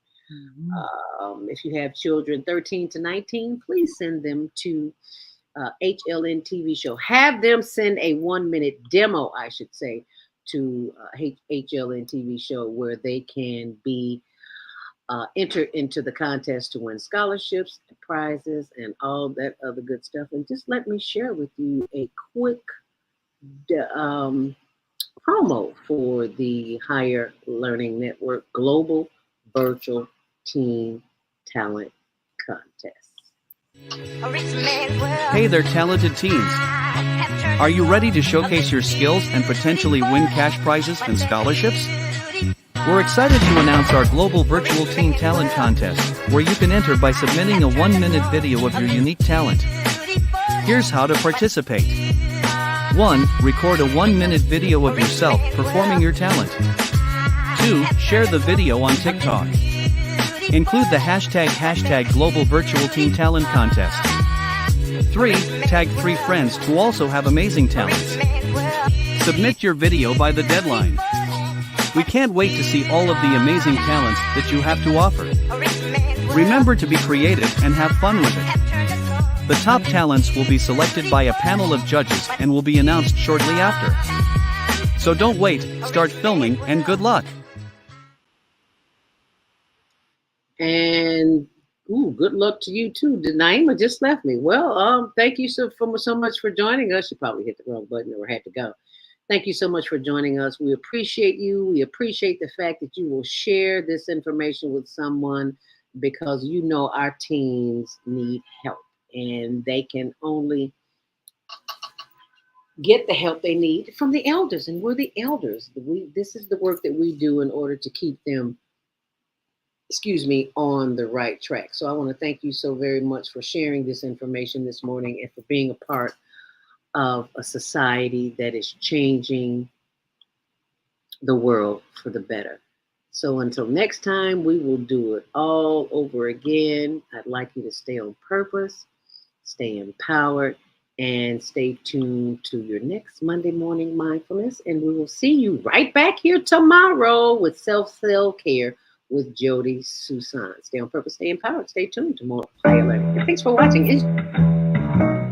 The Female Solution Global Radio TV Show invites you to an invigorating conversation with our team of hosts Monday through Friday, 7 a.m. to 9 a.m. Central Time. Start your week with Monday Morning Mindfulness with Zelda Speaks. Tuesdays, Self-Care with Jody Susan.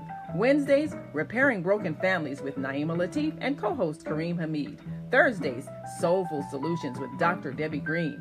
And Fridays, Health and Wellbeing with Beata. Saturdays, tune in 12 noon to 2 p.m. Central Time. First Saturday, Success Strategies with Jana. Second Saturday, Wendy Williams Esquire on relationships. Third Saturday, Move Around with Deborah. And fourth Saturday, Wisdom with Mama D. Join us Sundays, 7 p.m. to 9 p.m. Central Time for Soul Purpose Healing with Beata. Call in and comment 515-605-9325. Press 1 to speak to the host and be a part of the solution.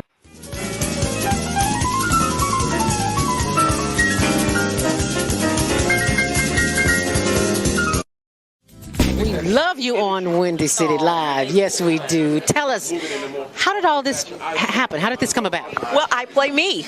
I play Val Warner in Chirac, which is really cool. So when people see this movie, they are literally seeing Val, and I am a reporter in the movie. We talk about the violence, but what can we do personally? I think we got to be engaged, and I think engaged in a number of things. In our block, in our home, in our neighborhood, we got to be engaged. We got to fight the issues. We got to fight a government that is abandoned, whole communities on the south and the west side. We got to fight a governor who's cut out every youth employment program, who's cut out violence prevention programs, who's abandoned our communities and the poor and the vulnerable. And I think we got to reach out to our brothers on the street and love them and respect them and help them, not just demonize them.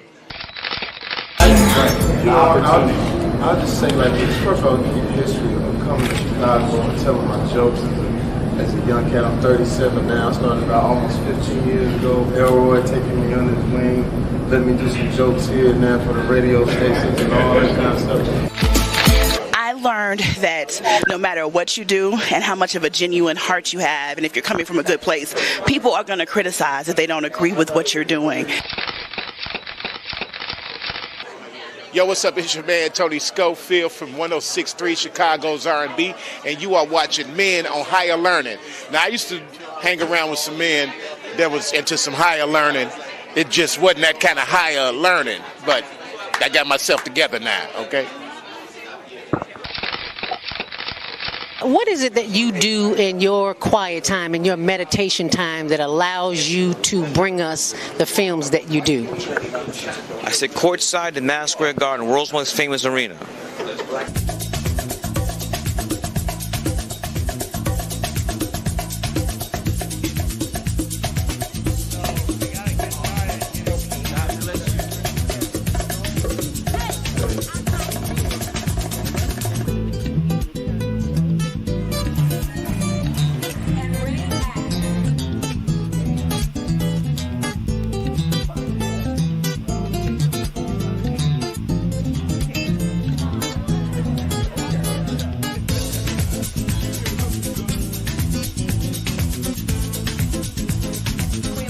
And you're watching CTV on the Higher Learning Network. Grand Rising, and thank you so much for joining me. I'm your host, Zelda Speaks, the stressologist. Any stress in your life? Well, most of us do. Unfortunately, we don't know what to do with that stress, especially as it relates to worry. I was once a worried about everything, and I finally figured it out with some training. Yeah, I've been certified with the American Society of Training and Development, National Speakers Association, and a host of others. But none of those organizations helped me stop worrying. They just gave me validation for the public to see what credentials I have. So the credentials I have now are from life experience, and I've learned how not to worry. And you can learn how not to worry too, because it is indoctrinated in us to worry. We don't have the answers, so we think the worst is going to happen. Well, I got a solution to that, and that is the Worry Workshop. So I'm going to pull that up for you on my blog. Why do you worry when you don't have to? Go to my blog, zeldaspeaks.wordpress.com, and you can sign up right there and find out how you. And remember, sharing is caring. If you care about yourself and your loved ones, help them see their way out of a mess. Give them the gift. It makes a great birthday gift. It makes a great holiday gift. So instead of running to the store getting something that they really might not need, give them a worry-free life. Give them the gift of a worry-free existence. And thanks for sharing. Make it a great day.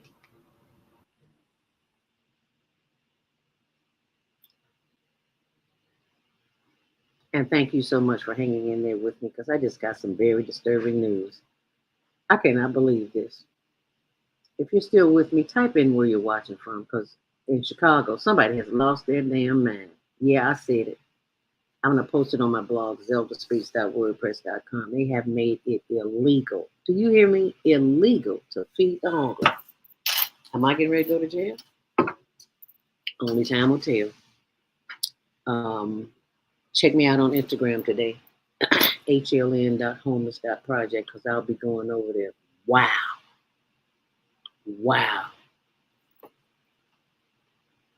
Illegal to feed the hungry? What kind of craziness is that? Are you serious?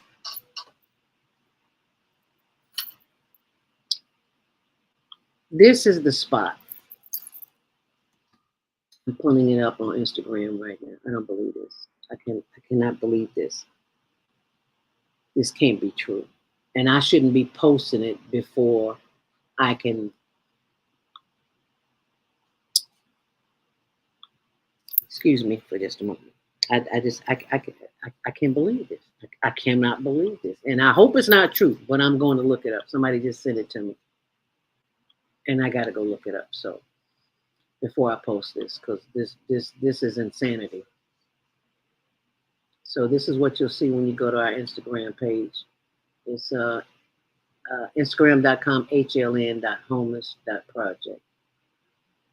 Lord have mercy. This is the last one I did, but there's some others. So I'm going over there today, and I'm going to give them these pies that Nelson sent me. Andrew Nelson Bay sent me.